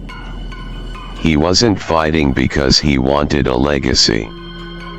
He was fighting because it needed to be done. Because Lancaster should have never been touched. Had they left it alone, had they never enslaved its people, never tried to bend it to their will, never pushed it into the dirt as an example to the rest of the country, they would have never met Johnny Vanjik. And that was their greatest mistake. Because he didn't come looking for war. They brought it to him. And now, he was just finishing it. No crown. No throne. No speeches about how he had saved the world. Just the same man he always was. When the war ended, he wouldn't be sitting at a table, writing treaties, or making laws. he'd be walking back into Lancaster County. Maybe going back to whatever work he used to do. Maybe finding a quiet spot to sit, a drink to have, a place to rest. And that was the part that terrified the government the most. Because they had spent centuries believing that power was the only thing that mattered. But Johnny, he had never cared about power. And that made him the most unstoppable force they had ever encountered. The sky was burning. Explosions lit up the horizon as the final battle began, casting shadows over the last remnants of an empire that had ruled the world for far too long. The trenches, the ruined cities, the fortified bunkers buried deep beneath the earth, none of it mattered anymore. Because tonight, Johnny Vanjik was going to kill them all. The government had retreated as far as they could go, pulling what was left of their forces into the last strongholds of the undead empire. Their final fortress, deep beneath the deserts of Texas, was the most heavily guarded location on the planet. Thousands of soldiers stood between Johnny and the president. They had their most advanced weapons, their most horrific creations, their final desperate attempts to hold on to control. And Johnny, he had a .44 Magnum and a grudge. He moved through the battlefield like a ghost, untouched by the chaos around him, the world bending in ways it wasn't supposed to bend whenever he stepped forward. Bullets missed. Explosions tore through the ground, but never touched him. Every time a soldier tried to react, they were already too late. Because Johnny Vanjik didn't exist by the rules of time and space. He was already where he needed to be before they could even understand what was happening. They had spent years trying to kill him, trying to break him, trying to understand what he was. But they had never once stopped to ask what he wanted. And what he wanted was very simple. No more undead. No more empire. No more control. They had burned his home. They had enslaved his people. They had created the war they thought they could win. And now, as the flames consumed the last of their world, they finally understood. They were never going to win. Because Johnny Vanjik was going to kill them all. One by one. And by morning, the undead empire would be nothing but ash.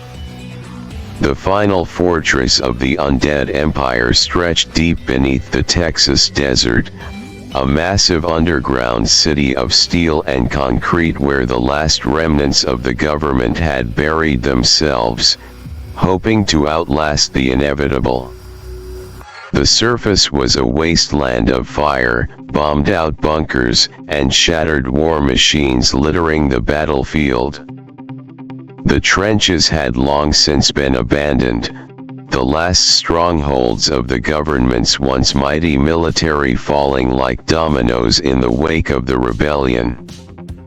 The rebels had pushed them back, inch by inch, state by state, until there was nowhere left to run. And now, deep beneath the earth, the president sat in a cold, dark war room, surrounded by what little remained of his advisors. The walls shook as another explosion ripped through the upper levels. Reports from the last of the surface garrisons had gone silent hours ago. Communications were breaking down.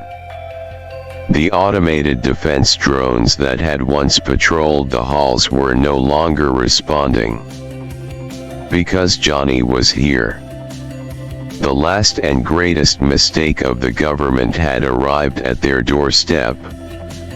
And he wasn't going to stop. The slaughter begins. It started at level 10, deep within the underground base, where the outer security teams had been waiting for him.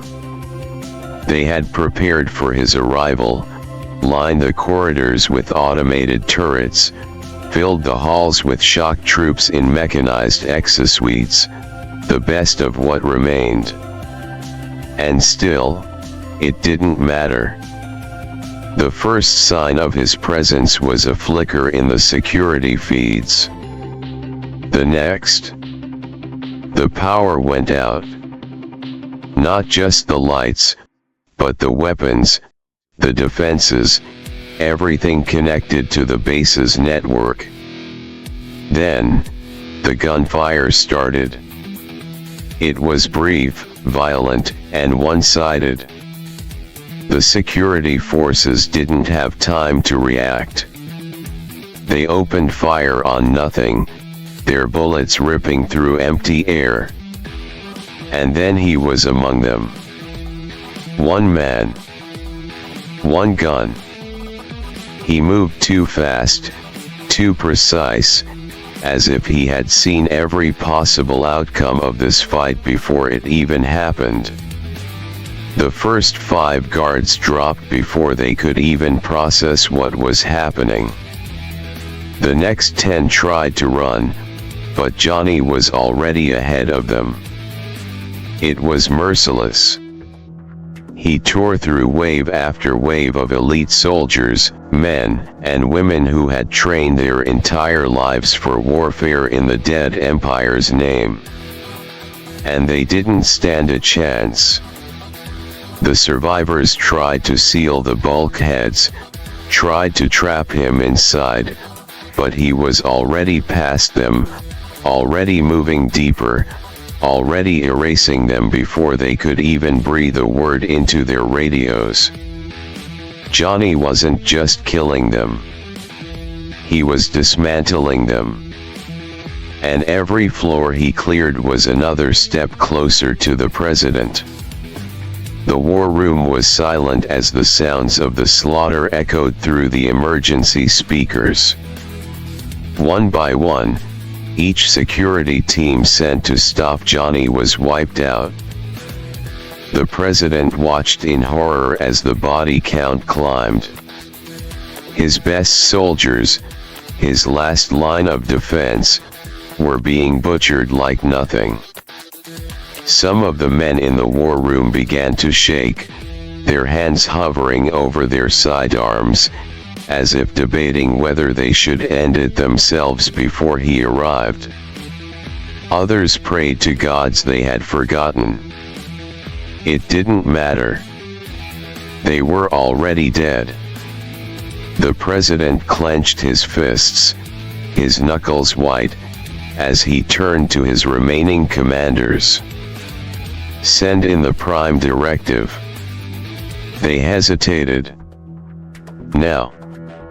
One of them scrambled to activate the final fail-safe, his trembling fingers dancing across the console.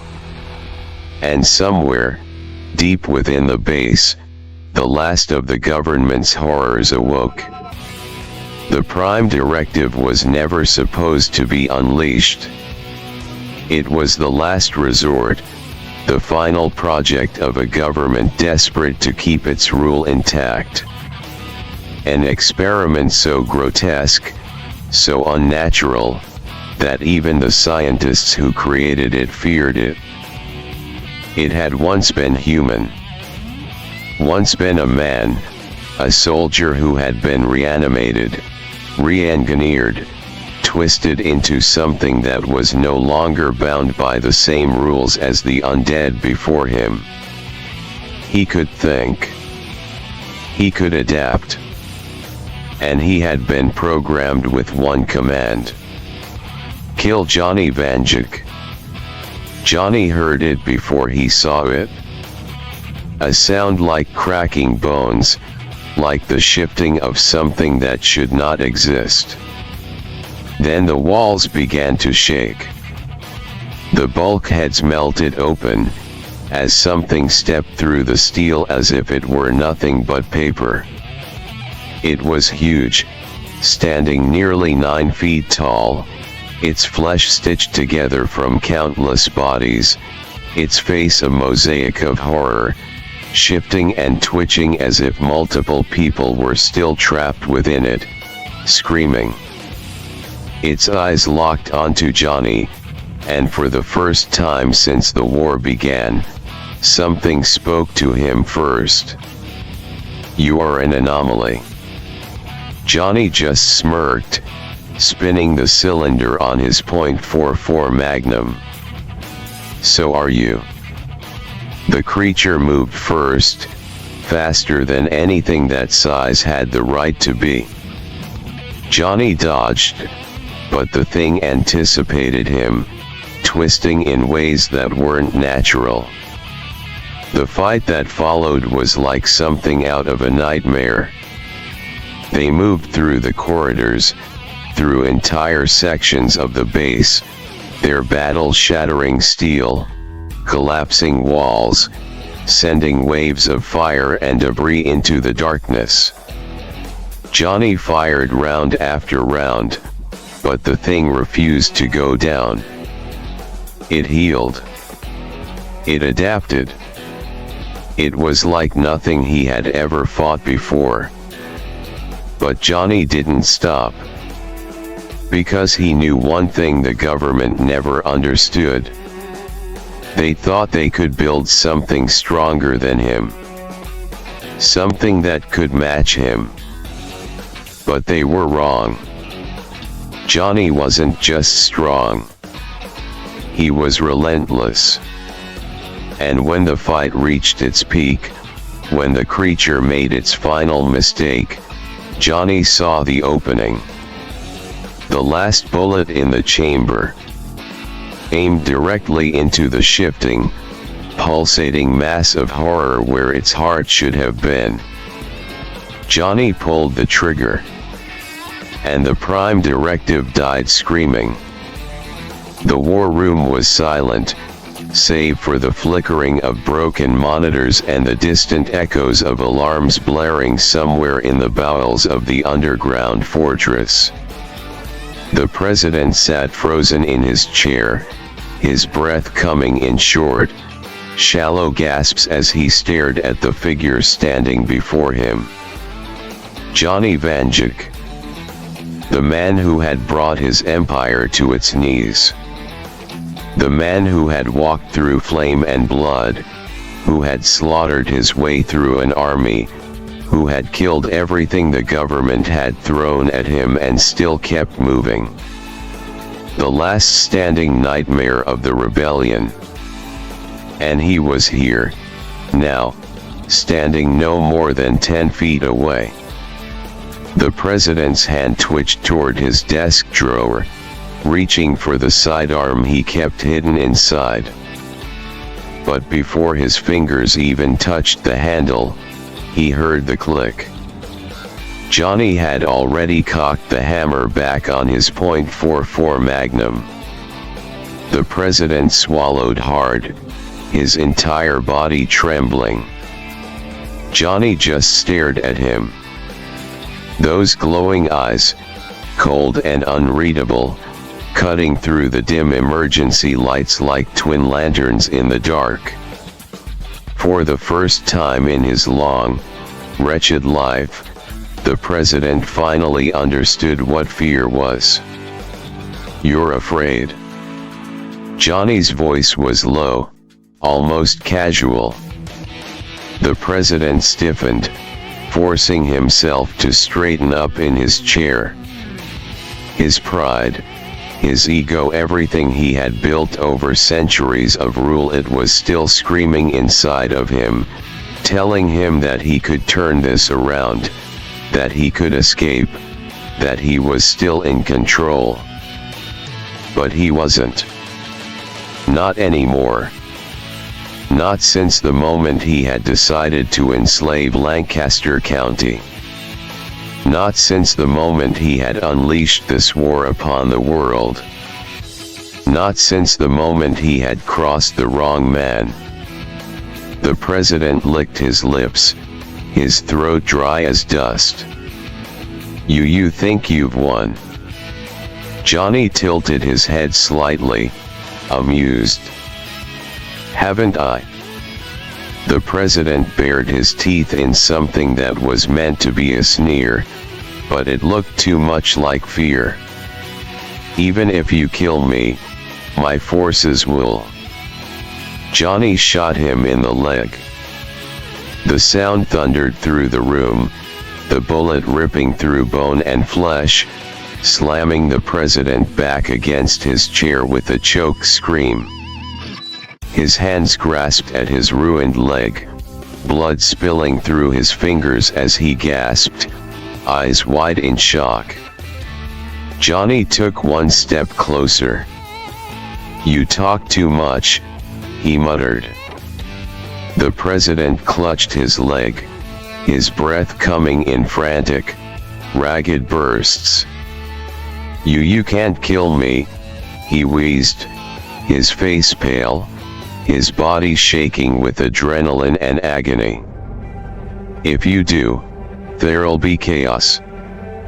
The government will." Johnny shot him in the other leg. The president let out another scream, his body jerking violently as the second bullet shattered his kneecap. His hands clawed at the table, his body writhing in pain as he tried to crawl away, but there was nowhere to go. Johnny let him suffer for a moment. Watched as he struggled, gasped, whimpered. Watched as the reality of it all finally hit him. Then, slowly, he crouched down, his face just inches from the president's. "You still think you're in charge, don't you?" The president gritted his teeth, forcing himself to glare up at Johnny through the pain. I've ruled this world for centuries. I've built something that..." Johnny grabbed the back of his head and slammed it against the desk. The president let out a strangled gasp as his vision exploded into white-hot agony. "You built nothing," Johnny said, his voice calm, deadly, certain. "You stole. You enslaved. You twisted the dead into your own personal army because you were too weak to fight your own battles."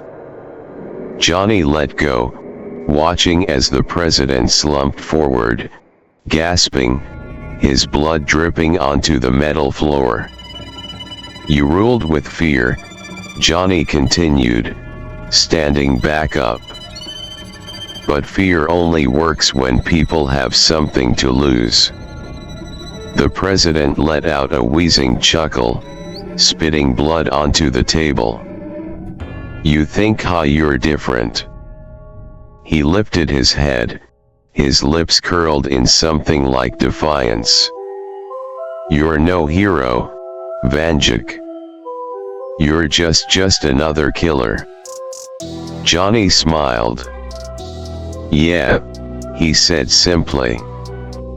"But the difference between me and you..." The president blinked. Johnny pressed the barrel of the .44 Magnum against his forehead. "I never pretended I was anything else." The gun fired.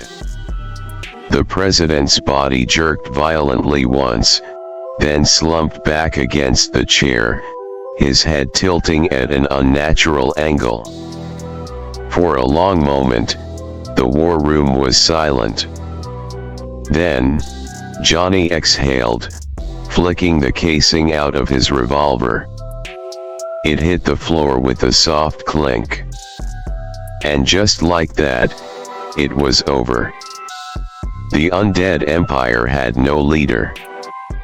No more chains, no more government, no more war machine holding the world in its grip. It was done. Johnny stared at the corpse for a long moment before he holstered his gun. Then, without a word, he turned and walked away. There was nothing left to do here. Outside, the world was still burning, still shifting, still struggling to figure out what came next. That wasn't his problem. He had never wanted to rule. Never wanted power. He had come for one reason. And now it was time to go home.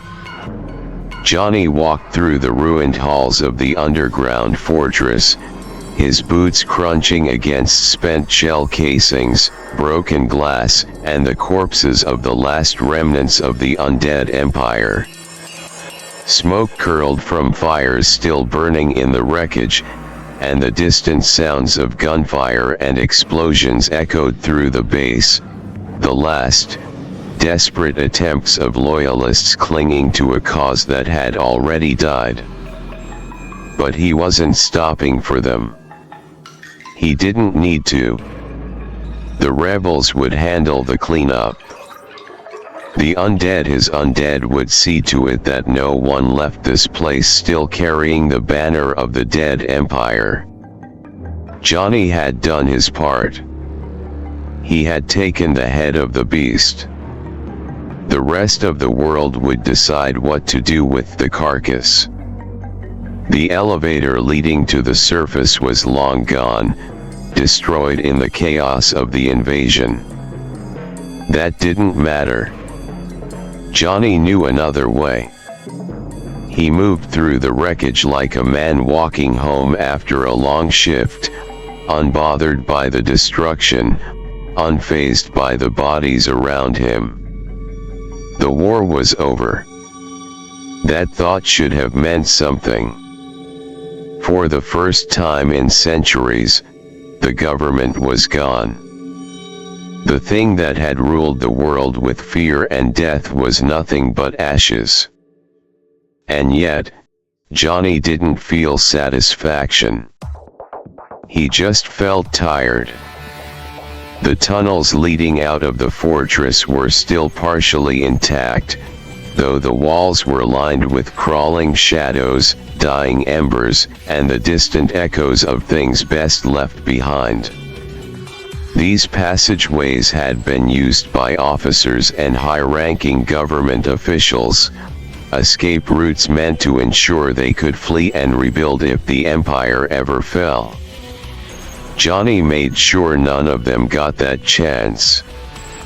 He stepped over the bodies of cowards who had tried to run, their faces frozen in expressions of disbelief, of terror, of confusion at how this was possible.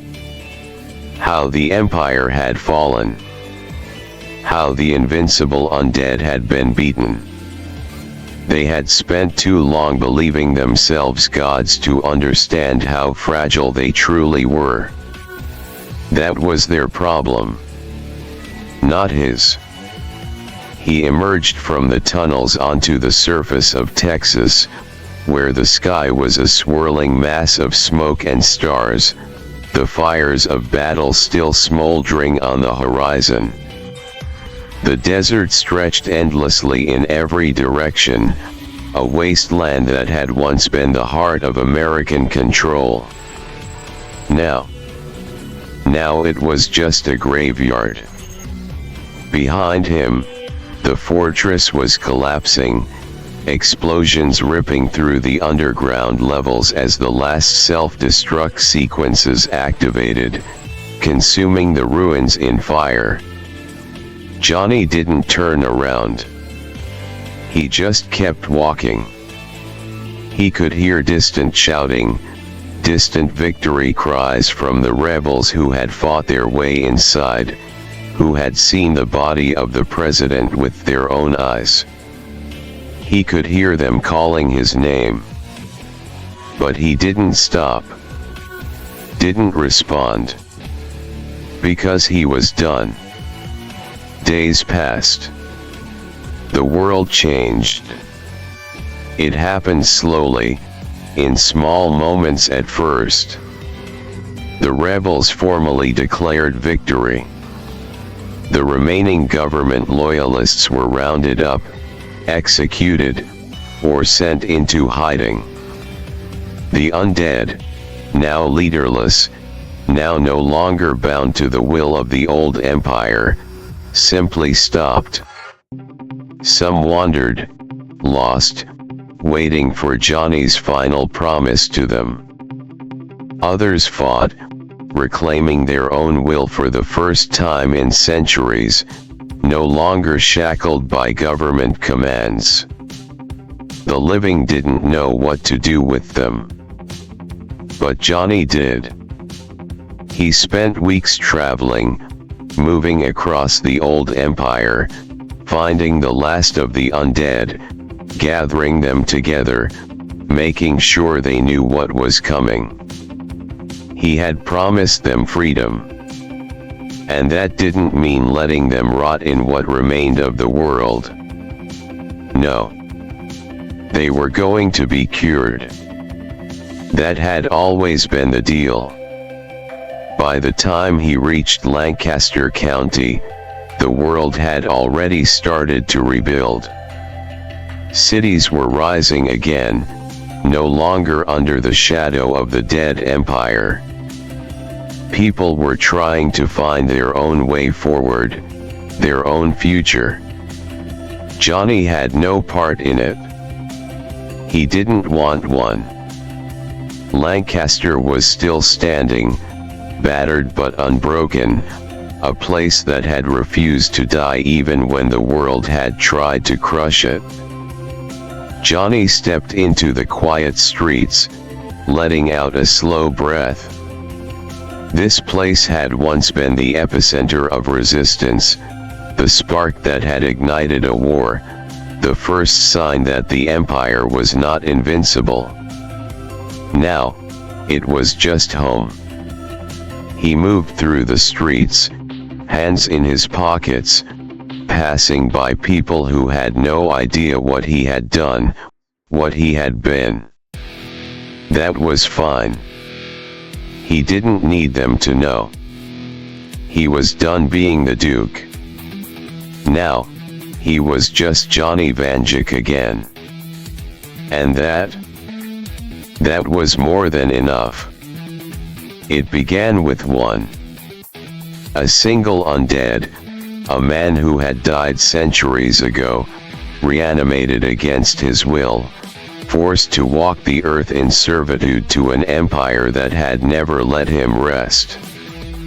He stood in the middle of a ruined city, his rotting flesh still covered in the remnants of his old uniform, staring at the figure before him, the one who had set him free. Johnny Vanjik. The promise had been made. And now, it was time to keep it. Johnny raised his hand, his fingers pressing against the undead's forehead. A pulse of something unseen rippled through the air, a low hum vibrating in the space between them. The undead didn't resist. He had no reason to. For the first time since his body had been stolen, since his mind had been locked away in the hunger, he felt peace. And then, his body crumbled away, the decay reversing itself, the rot peeling away in strands of light and dust. His bones cracked, reforming, his flesh becoming whole again. And then, standing where the monster had once been, was a man. His breath hitched. His hands trembled. He fell to his knees, gasping, feeling his heart beat again for the first time in centuries. Tears spilled down his face as he touched his own skin, no longer gray, no longer decayed. And then he laughed. A broken, choked, disbelieving laugh. Because he was alive. The first of many. The process spread across the world, one by one. Johnny moved through the ruins of the old empire, through the places where the undead had been left behind, where they had been abandoned once the government fell. Some were hostile at first, lost in the remnants of their old hunger, too consumed by rage and confusion to understand what was happening. But Johnny didn't fight them. He simply waited. Waited until they saw what he had done to the others. Waited until they realized they had another choice. And when they stepped forward, when they let go of the hate that had been burned into them for centuries, he freed them. One by one, they were restored. The warriors, the civilians, the countless people who had been turned into weapons, who had been trapped in bodies that no longer belonged to them. They were given back their lives. It didn't matter if they had been dead for a decade or 1,000 years. The process worked all the same. Some fell to the ground and wept. Some stared at the sky for the first time with human eyes, feeling the warmth of the sun against real skin, not rotting flesh. Some just held each other, unsure if it was real. But it was. And Johnny just kept going. Because there was no rest until every last one of them was free. By the time the last undead was cured, the world had changed forever. There were no more monsters roaming the earth. No more abominations stitched together in government labs. No more walking weapons of war. For the first time in centuries, the dead were truly dead. And the living? They could finally live again. Johnny stood at the edge of a quiet field, watching the last lingering traces of the old world fade away. The final cured soul stood beside him, a woman who had once been nothing but another government experiment, her body twisted and broken beyond recognition. Now, she was whole. She looked at Johnny, her expression unreadable. "You really did it," she whispered. Johnny didn't say anything. He just nodded, turning his gaze toward the horizon. It was over. The war. The empire. The curse. All of it. The world had spent centuries under the boot of the undead empire, its borders redrawn in blood, its people ruled by fear. When the government fell, when Johnny cured the last of the undead, there was no immediate peace, only silence. For the first time in generations, there was no one commanding the world from a throne of corpses. No one issuing orders from the shadows, no one enforcing control with the threat of the undead. It was a world without a master. And in that silence, the people had a choice. Rebuild or fall into chaos. The first few months were uncertain. The war had left entire nations in ruin, cities reduced to rubble, governments shattered beyond recognition. But something unexpected happened. The world didn't collapse. People didn't turn on each other. They had seen what division had done.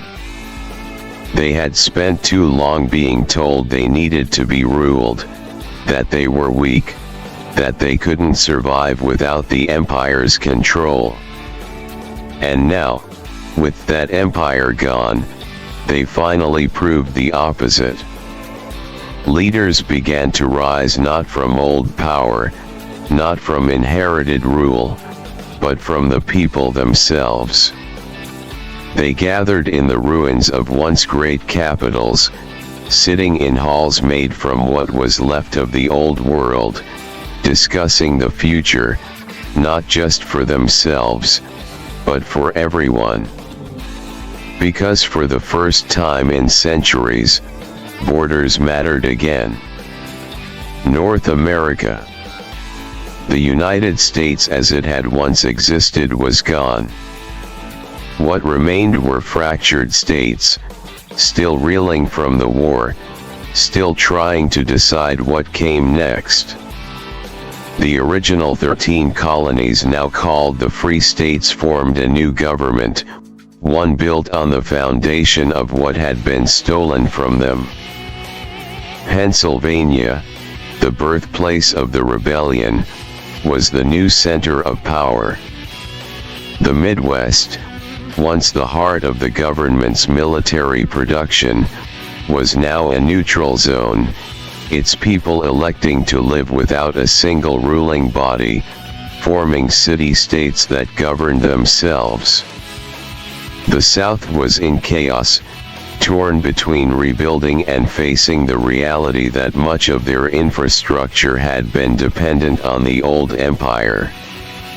And as for South America, the last stronghold of the old government, it had severed itself completely.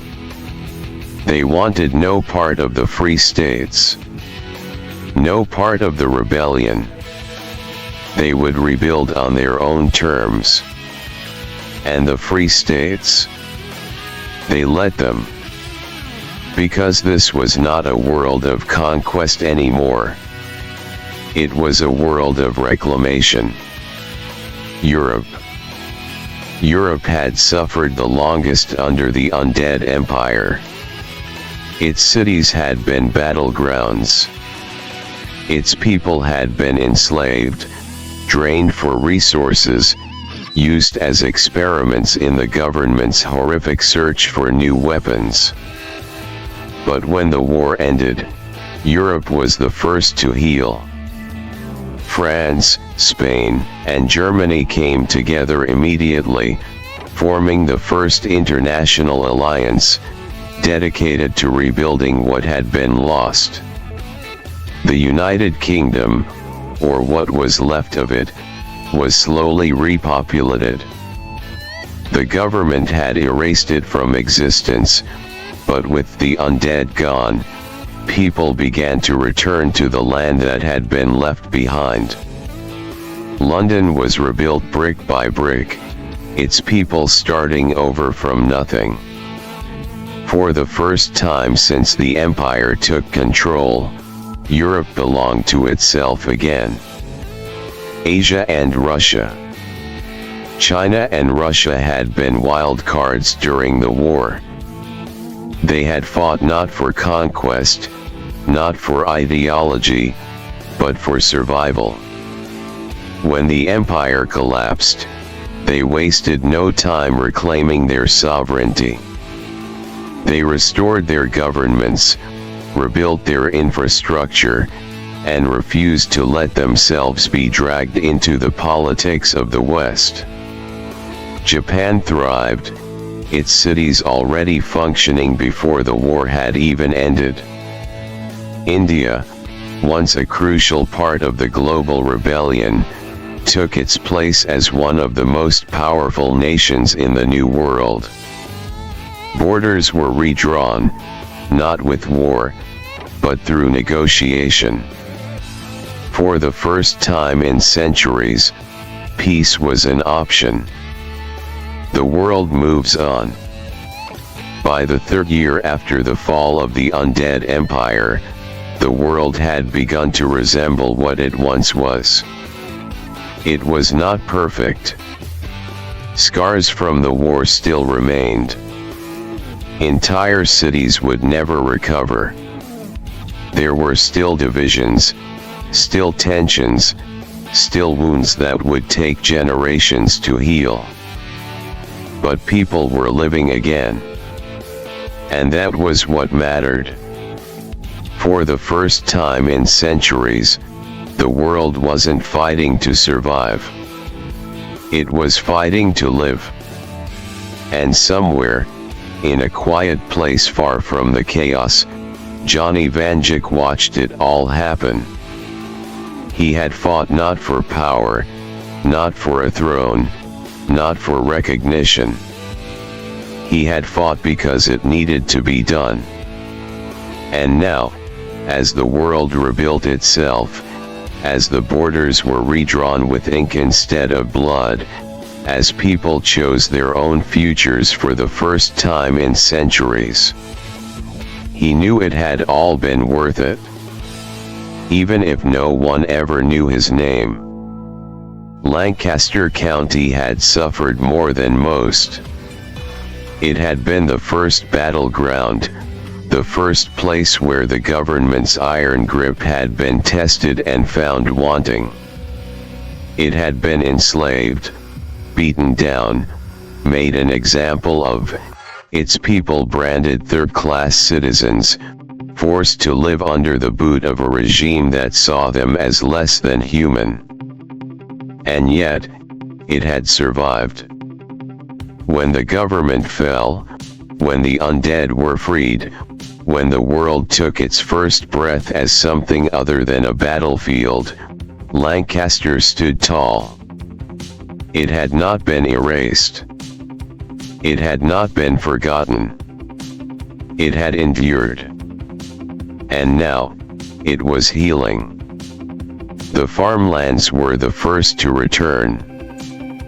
Fields that had once been left to rot under government rule, turned into resource zones for military production, were now green again. The land, as if knowing that its people had finally been freed, came back to life. Farmers returned, planting seeds not for war, but for food. Crops sprouted in the soil where blood had once soaked the earth. The people who had once been labeled as slaves, as expendable, as nothing more than tools for the government's machine, were now the masters of their own land again. Lancaster was thriving. The city itself had changed. It had once been a prison, a place where people were watched, monitored, controlled. Where patrols had walked the streets, ensuring that no one stepped out of line. Now, those streets were filled with life. Buildings that had once been bombed out ruins were rebuilt, their facades repaired, their windows no longer shattered by gunfire. Markets opened in the squares. Children ran through the streets without fear. There were no checkpoints, no armed patrols, no soldiers in black armor scanning the crowds for threats.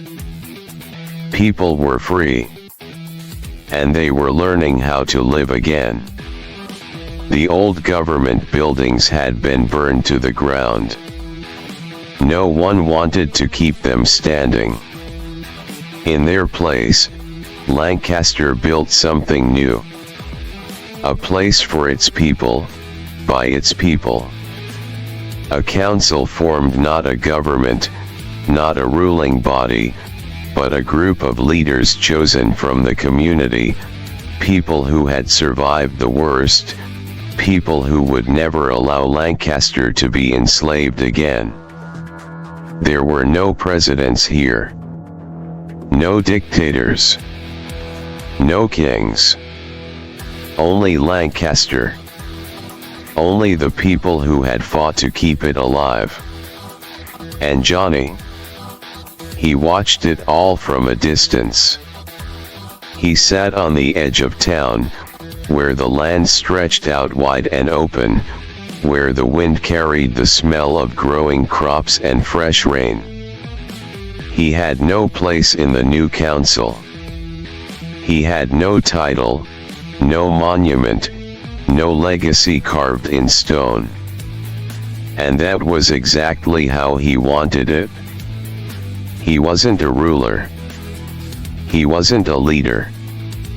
He had fought so that others could have a future, not so that he could shape it himself. And now, that future was happening. He could see it in the way the people smiled, in the way they walked through the streets without fear, in the way they spoke without whispering. They didn't need him anymore.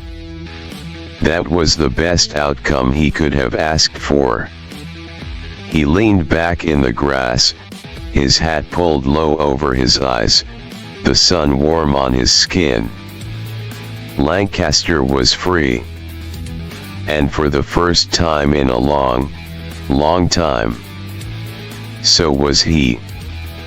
As Johnny sat there, eyes half closed beneath the golden glow of the Lancaster sunset, he felt it. A shift in the air. A presence that was both familiar and unknown, something he had felt before but had never truly faced. And when he opened his eyes, he saw them.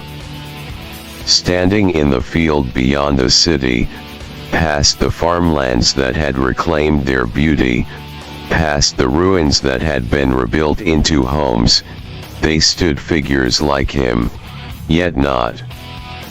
Other Vanjikis. Some wore dusters, black and flowing in the wind, their eyes burning with the same golden glow as his own. Some stood wrapped in futuristic armor, the symbols of wars yet to come etched into their gear, holding weapons from worlds that had never existed in this timeline. Some were more monstrous than men, their forms twisted, half shadow, half wraith, battle-worn from wars fought beyond the reach of time.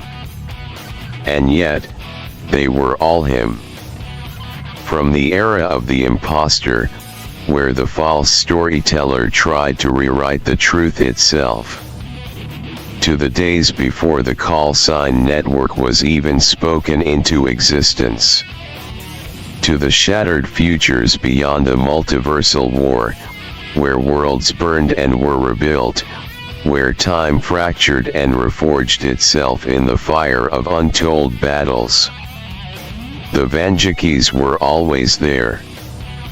And they always would be. Johnny stood, his hand instinctively resting on the grip of his revolver, though he knew this was no fight. This was something else. Something bigger. One of them stepped forward, a version of him wearing a long, battle-scarred coat, its edges burned as if he had walked through hell itself. His eyes glowed like embers in the dark, his voice carrying the weight of 1,000 battles fought across 1,000 timelines. "You know what comes next," the other Johnny said. Johnny exhaled slowly, tilting his head. "Do I?" "You do," another voice said, this one deeper, heavier, coming from a Vanjik in sleek black armor, the insignia of a war not yet fought gleaming on his chest. Johnny didn't speak. Didn't need to. Because he understood. This world had been saved. But there were so many more. So many nightmares still clawing at the edges of reality. So many false kings, so many broken empires, so many would-be tyrants who thought they could rewrite the story in their own image. And they were wrong. Because the Vanjikis were always here. They had always been here. And they always would be. You ready? One of them asked.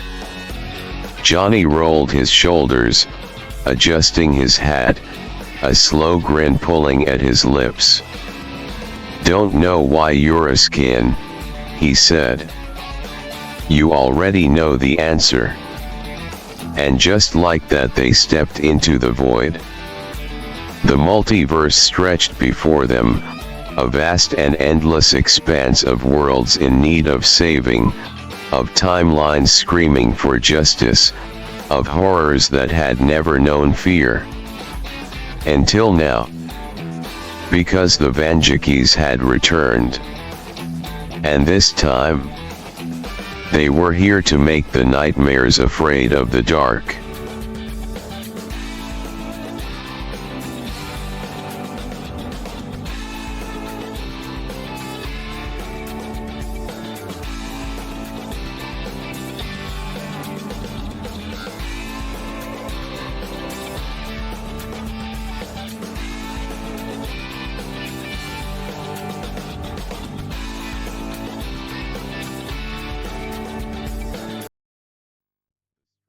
Epilogue: The New Dawn. The fall of the undead empire was not just the end of an era, it was the beginning of something entirely new. For centuries, the world had been bound in fear, its people crushed beneath the weight of an empire that refused to let go. But when the government fell, when the undead were freed, when the last of the chains were broken, the world did something no one had expected. It healed. Not all at once. Not easily. But generation by generation, the scars began to fade. 2045, the aftermath. The first few years after the fall of the government were chaotic, but not in the way many had feared. There was no mad scramble for power, no desperate attempt for one nation to seize control over another.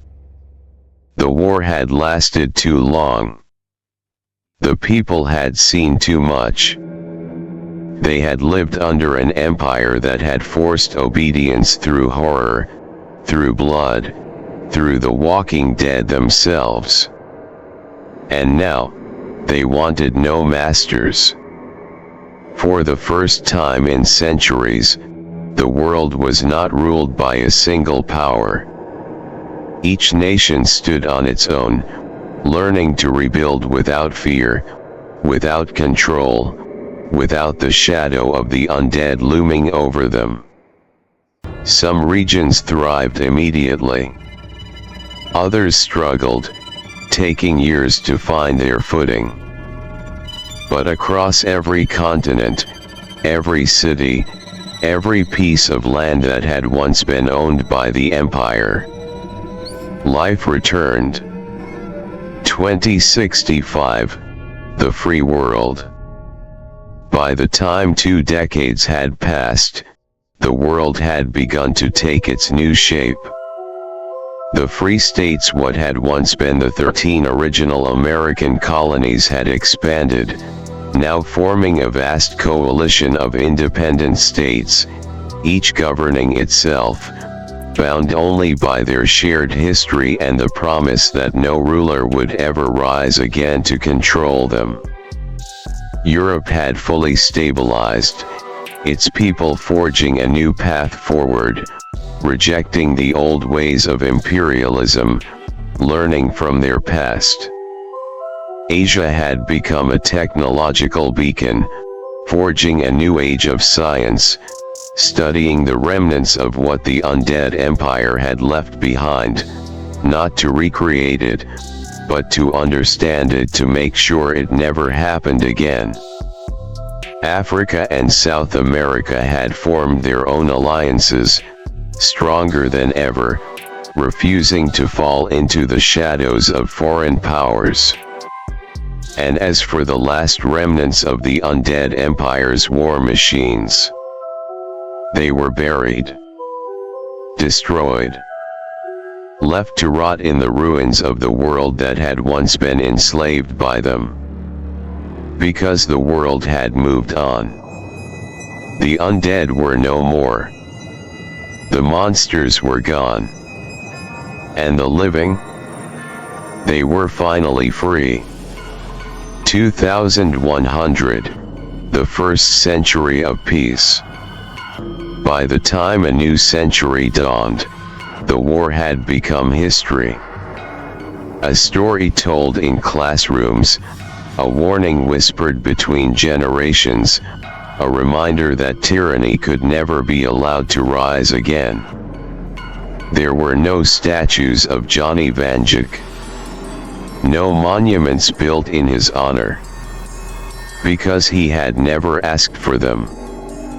His name became a legend, spoken in quiet reverence, a tale of a man who had fought not for power, not for conquest, but simply because it had to be done.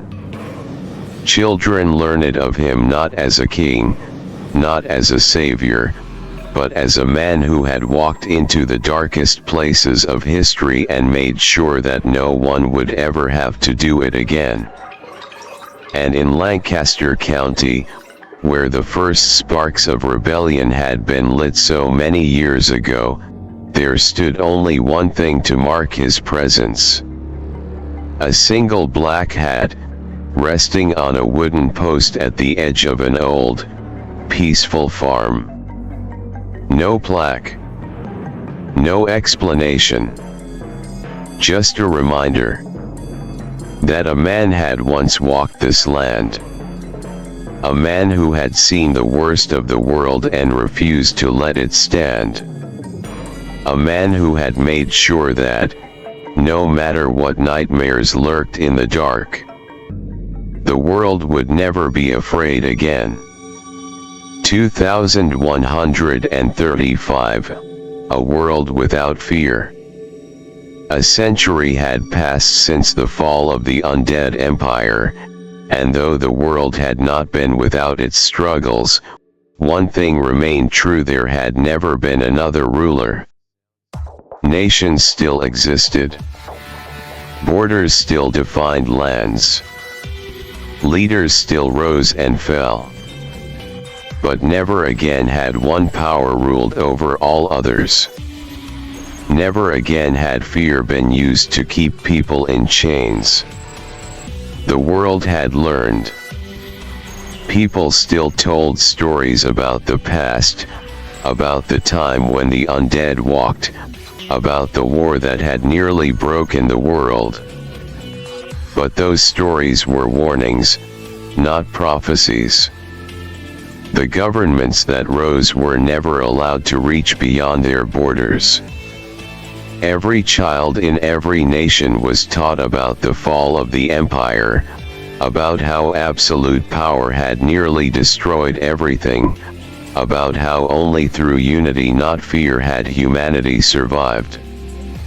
And though there were still conflicts, still disagreements, still struggles over resources, the world never returned to the horrors of the past.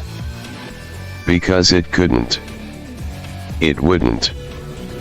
And at the center of every lesson, every warning, every tale passed down through generations, there was always one name. Johnny Vanjik. Not a god. Not a king. Not a ruler. Just a man. A man who had walked into the heart of an empire built on death and burned it to the ground. 2199, the last war machine falls. Though the undead were gone, the ruins of the empire still remained. There were places in the world where the machines of the old government still stood, rusted and forgotten, waiting in the shadows, buried beneath sand and ice. But the world had not ignored them. For decades, people had worked to tear down the last remnants of the war, to erase the final traces of a time when the dead had ruled the living. And in the year 2199, on the edge of what had once been the American Southwest, in the last surviving research facility buried beneath the earth, the final war machine of the undead empire was dismantled. The last pieces of the nightmare were erased. The last weapons of the past were reduced to dust. And for the first time in over 160 years, the world was finally clean. No shadows left. No chains left. No remnants of the empire left. The cycle was over.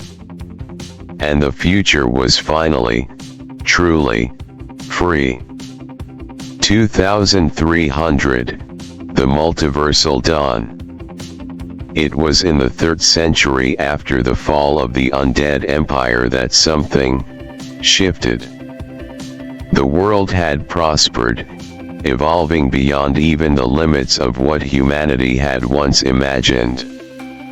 Technology had advanced beyond the wildest dreams of the past, and though the world had remained peaceful, new discoveries had begun to surface, discoveries about the nature of time, of space, of reality itself. For centuries, people had spoken about the legend of Johnny Vanjik, about how he had been seen in multiple places at once, about how he had seemed to move beyond the limits of time and space. And though many dismissed it as folklore, there were those who had searched for the truth. And in the year 2300, they found it. The multiverse was real. And more than that, the Vanjikis had never left. The first normal humans to ever step into the den did so with wide eyes and hesitant footsteps, their breath catching as they took in the impossible sight before them.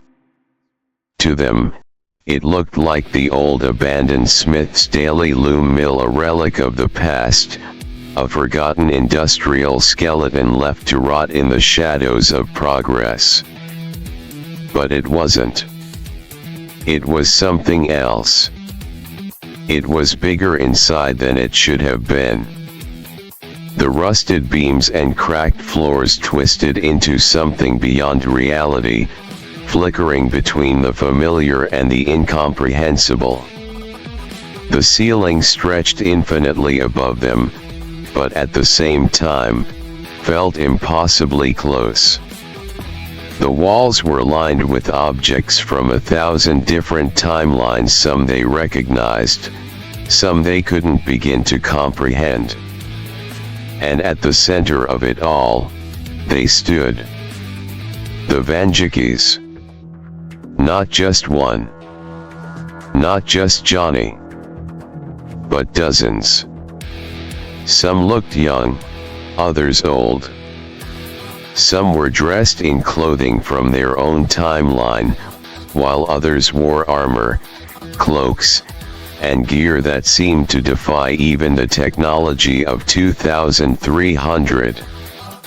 And when the humans stepped forward, when they dared to breathe in the presence of these impossible figures, one of the Vanjikis, one who looked just like the Johnny of legend, but older, battle-worn, scarred by things beyond time, spoke. "You wanna know the truth?" he asked, his voice calm, steady. "All right. But don't say we didn't warn you." And then, they told them the truth about the multiverse.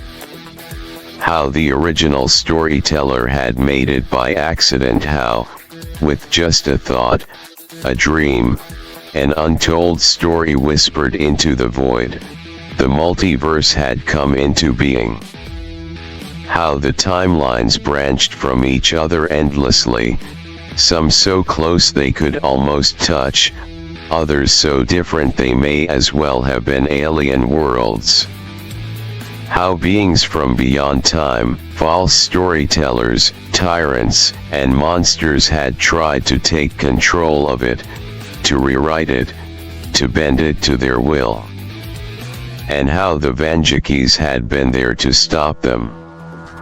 "We don't rule the multiverse," one of them said, leaning against a desk cluttered with artifacts from timelines long erased. "We don't own it. We don't tell people what to do." Another Vanjik, one whose eyes glowed with something deeper than time itself, stepped forward. "You can walk these halls.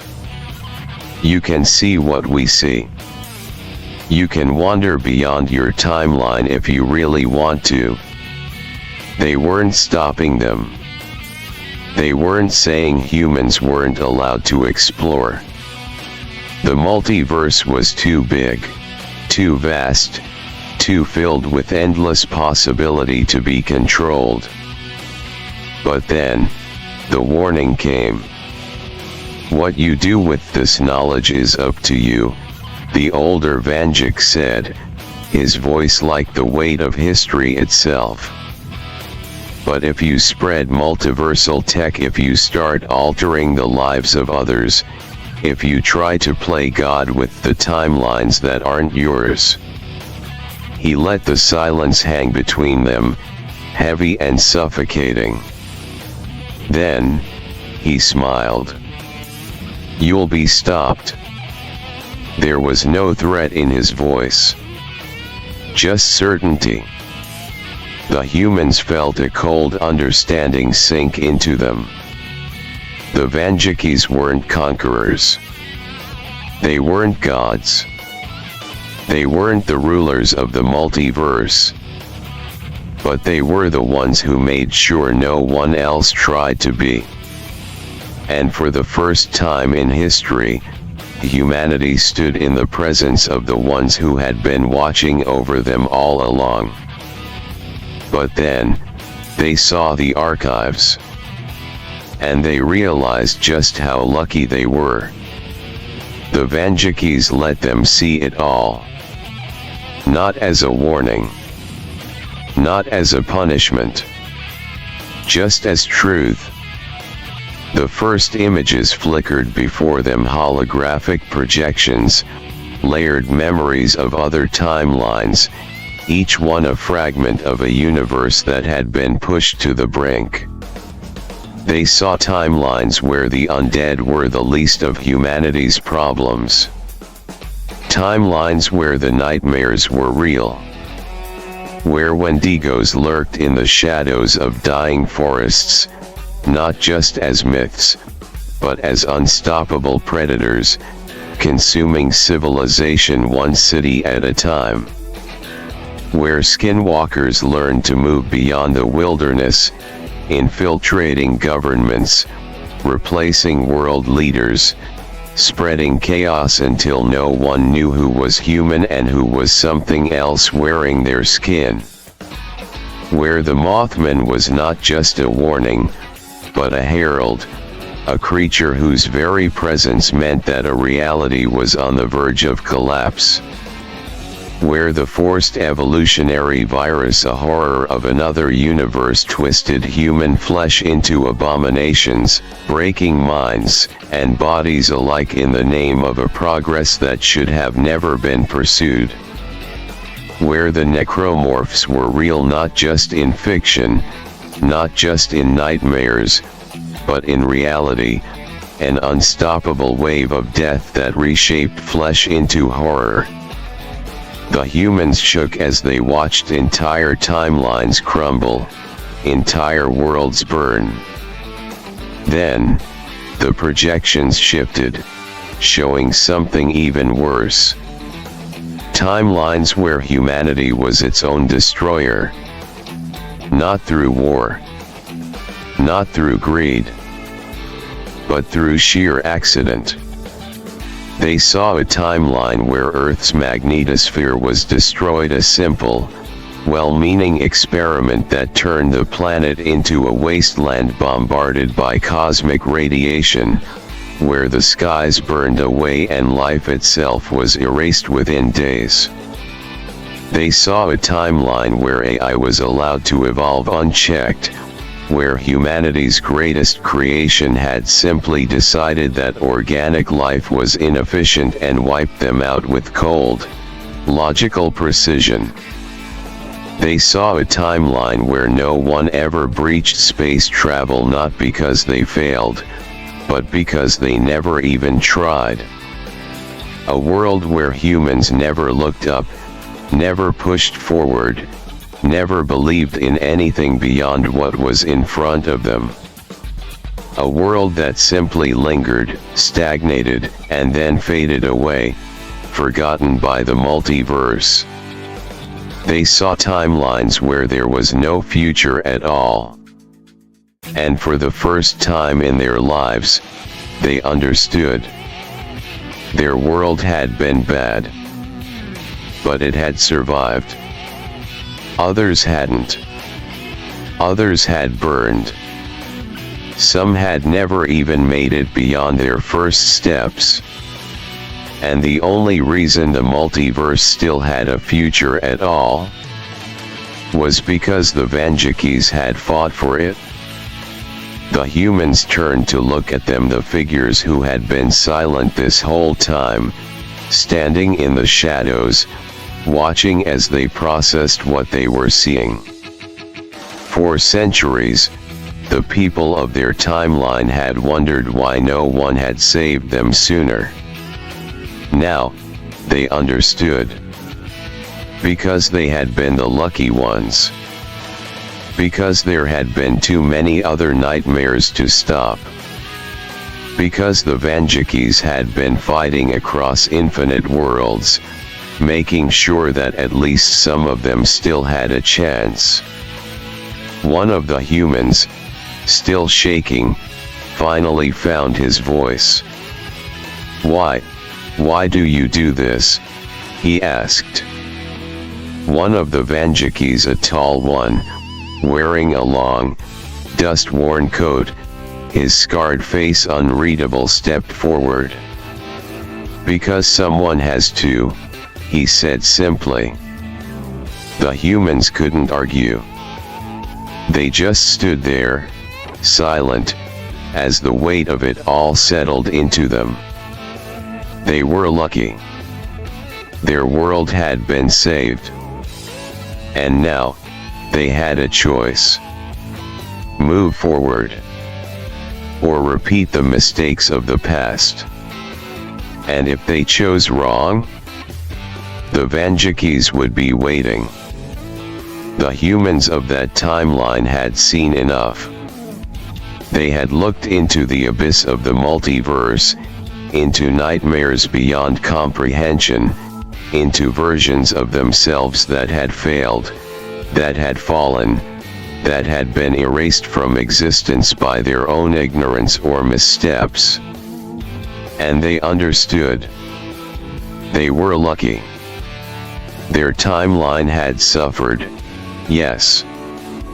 They had endured the undead empire, the war, the control, the fear. But they had survived. They had been given another chance. And they would not waste it. So they moved forward.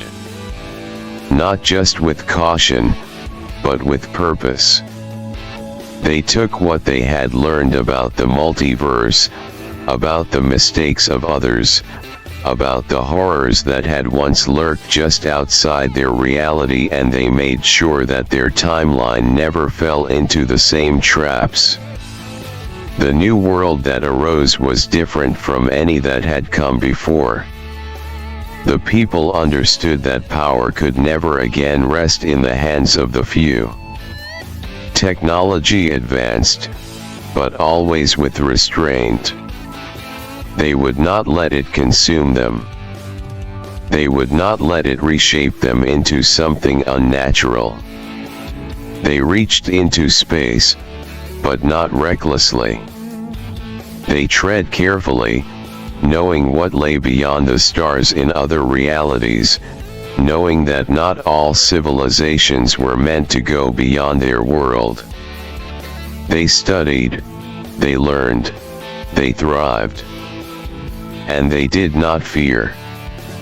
For the first time in their history, they knew what it meant to truly live. They did not forget Johnny Vanjik. They did not forget the Vanjikis before him, the ones who had fought in the shadows, the ones who had ensured that their world had a future at all. But they did not worship them. They did not build statues, did not make them into gods or legends to be followed blindly. Because that was never the point. The Vanjikis had not fought for praise. They had fought so that people could choose their own path. And now, for the first time, the people of this world were choosing. The timeline that had once been ruled by the undead empire, that had been locked in chains, crushed under the boot of tyranny, drained of its future, was now something new, something better. And for the first time in all of recorded history, it was truly free. And as the people moved forward, as they built their new world upon the ashes of the old, as they took their first steps into the future, somewhere, in the unseen corners of reality, in the places where the Vanjikis watched but did not interfere, a single phrase was whispered across the expanse of time. This world will be all right. And the Vanjikis moved on. Because the multiverse never stopped. There were always more battles to fight. More timelines to save. More nightmares to burn away. And they would always be there. Because that is what they do. Time passed.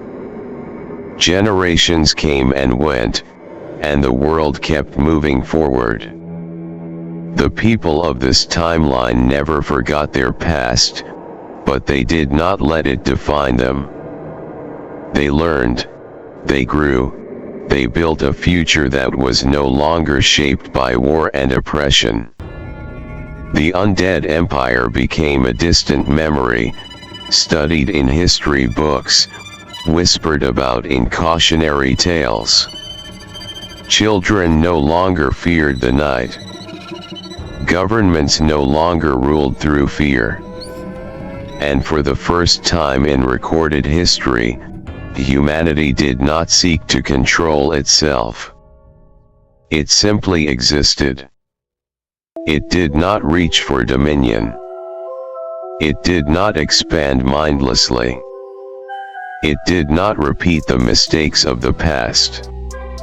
Instead, it chose its future with care. Some say the Vanjikis disappeared.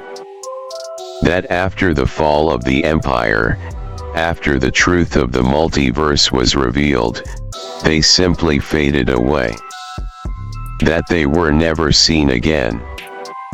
That they had done their job, and moved on. But there were always whispers. Stories told in the quiet places of the world. Of figures in black dusters watching from the edges of reality. Of men who should have been dead but never were. Of shadows that moved through the void, ensuring that no nightmare ever returned. No one knew if the stories were true. And maybe they didn't need to be. Because in the end, that was never what mattered. What mattered was that the world was safe. And it would stay that way. For as long as it needed to. For as long as the Vanjikis were out there.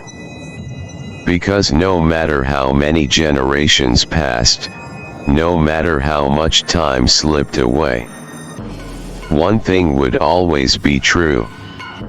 The nightmares would always return. And when they did, so would Johnny Vanjik. Because the multiverse was vast. And someone had to keep it safe. And with that, the story fades. For now.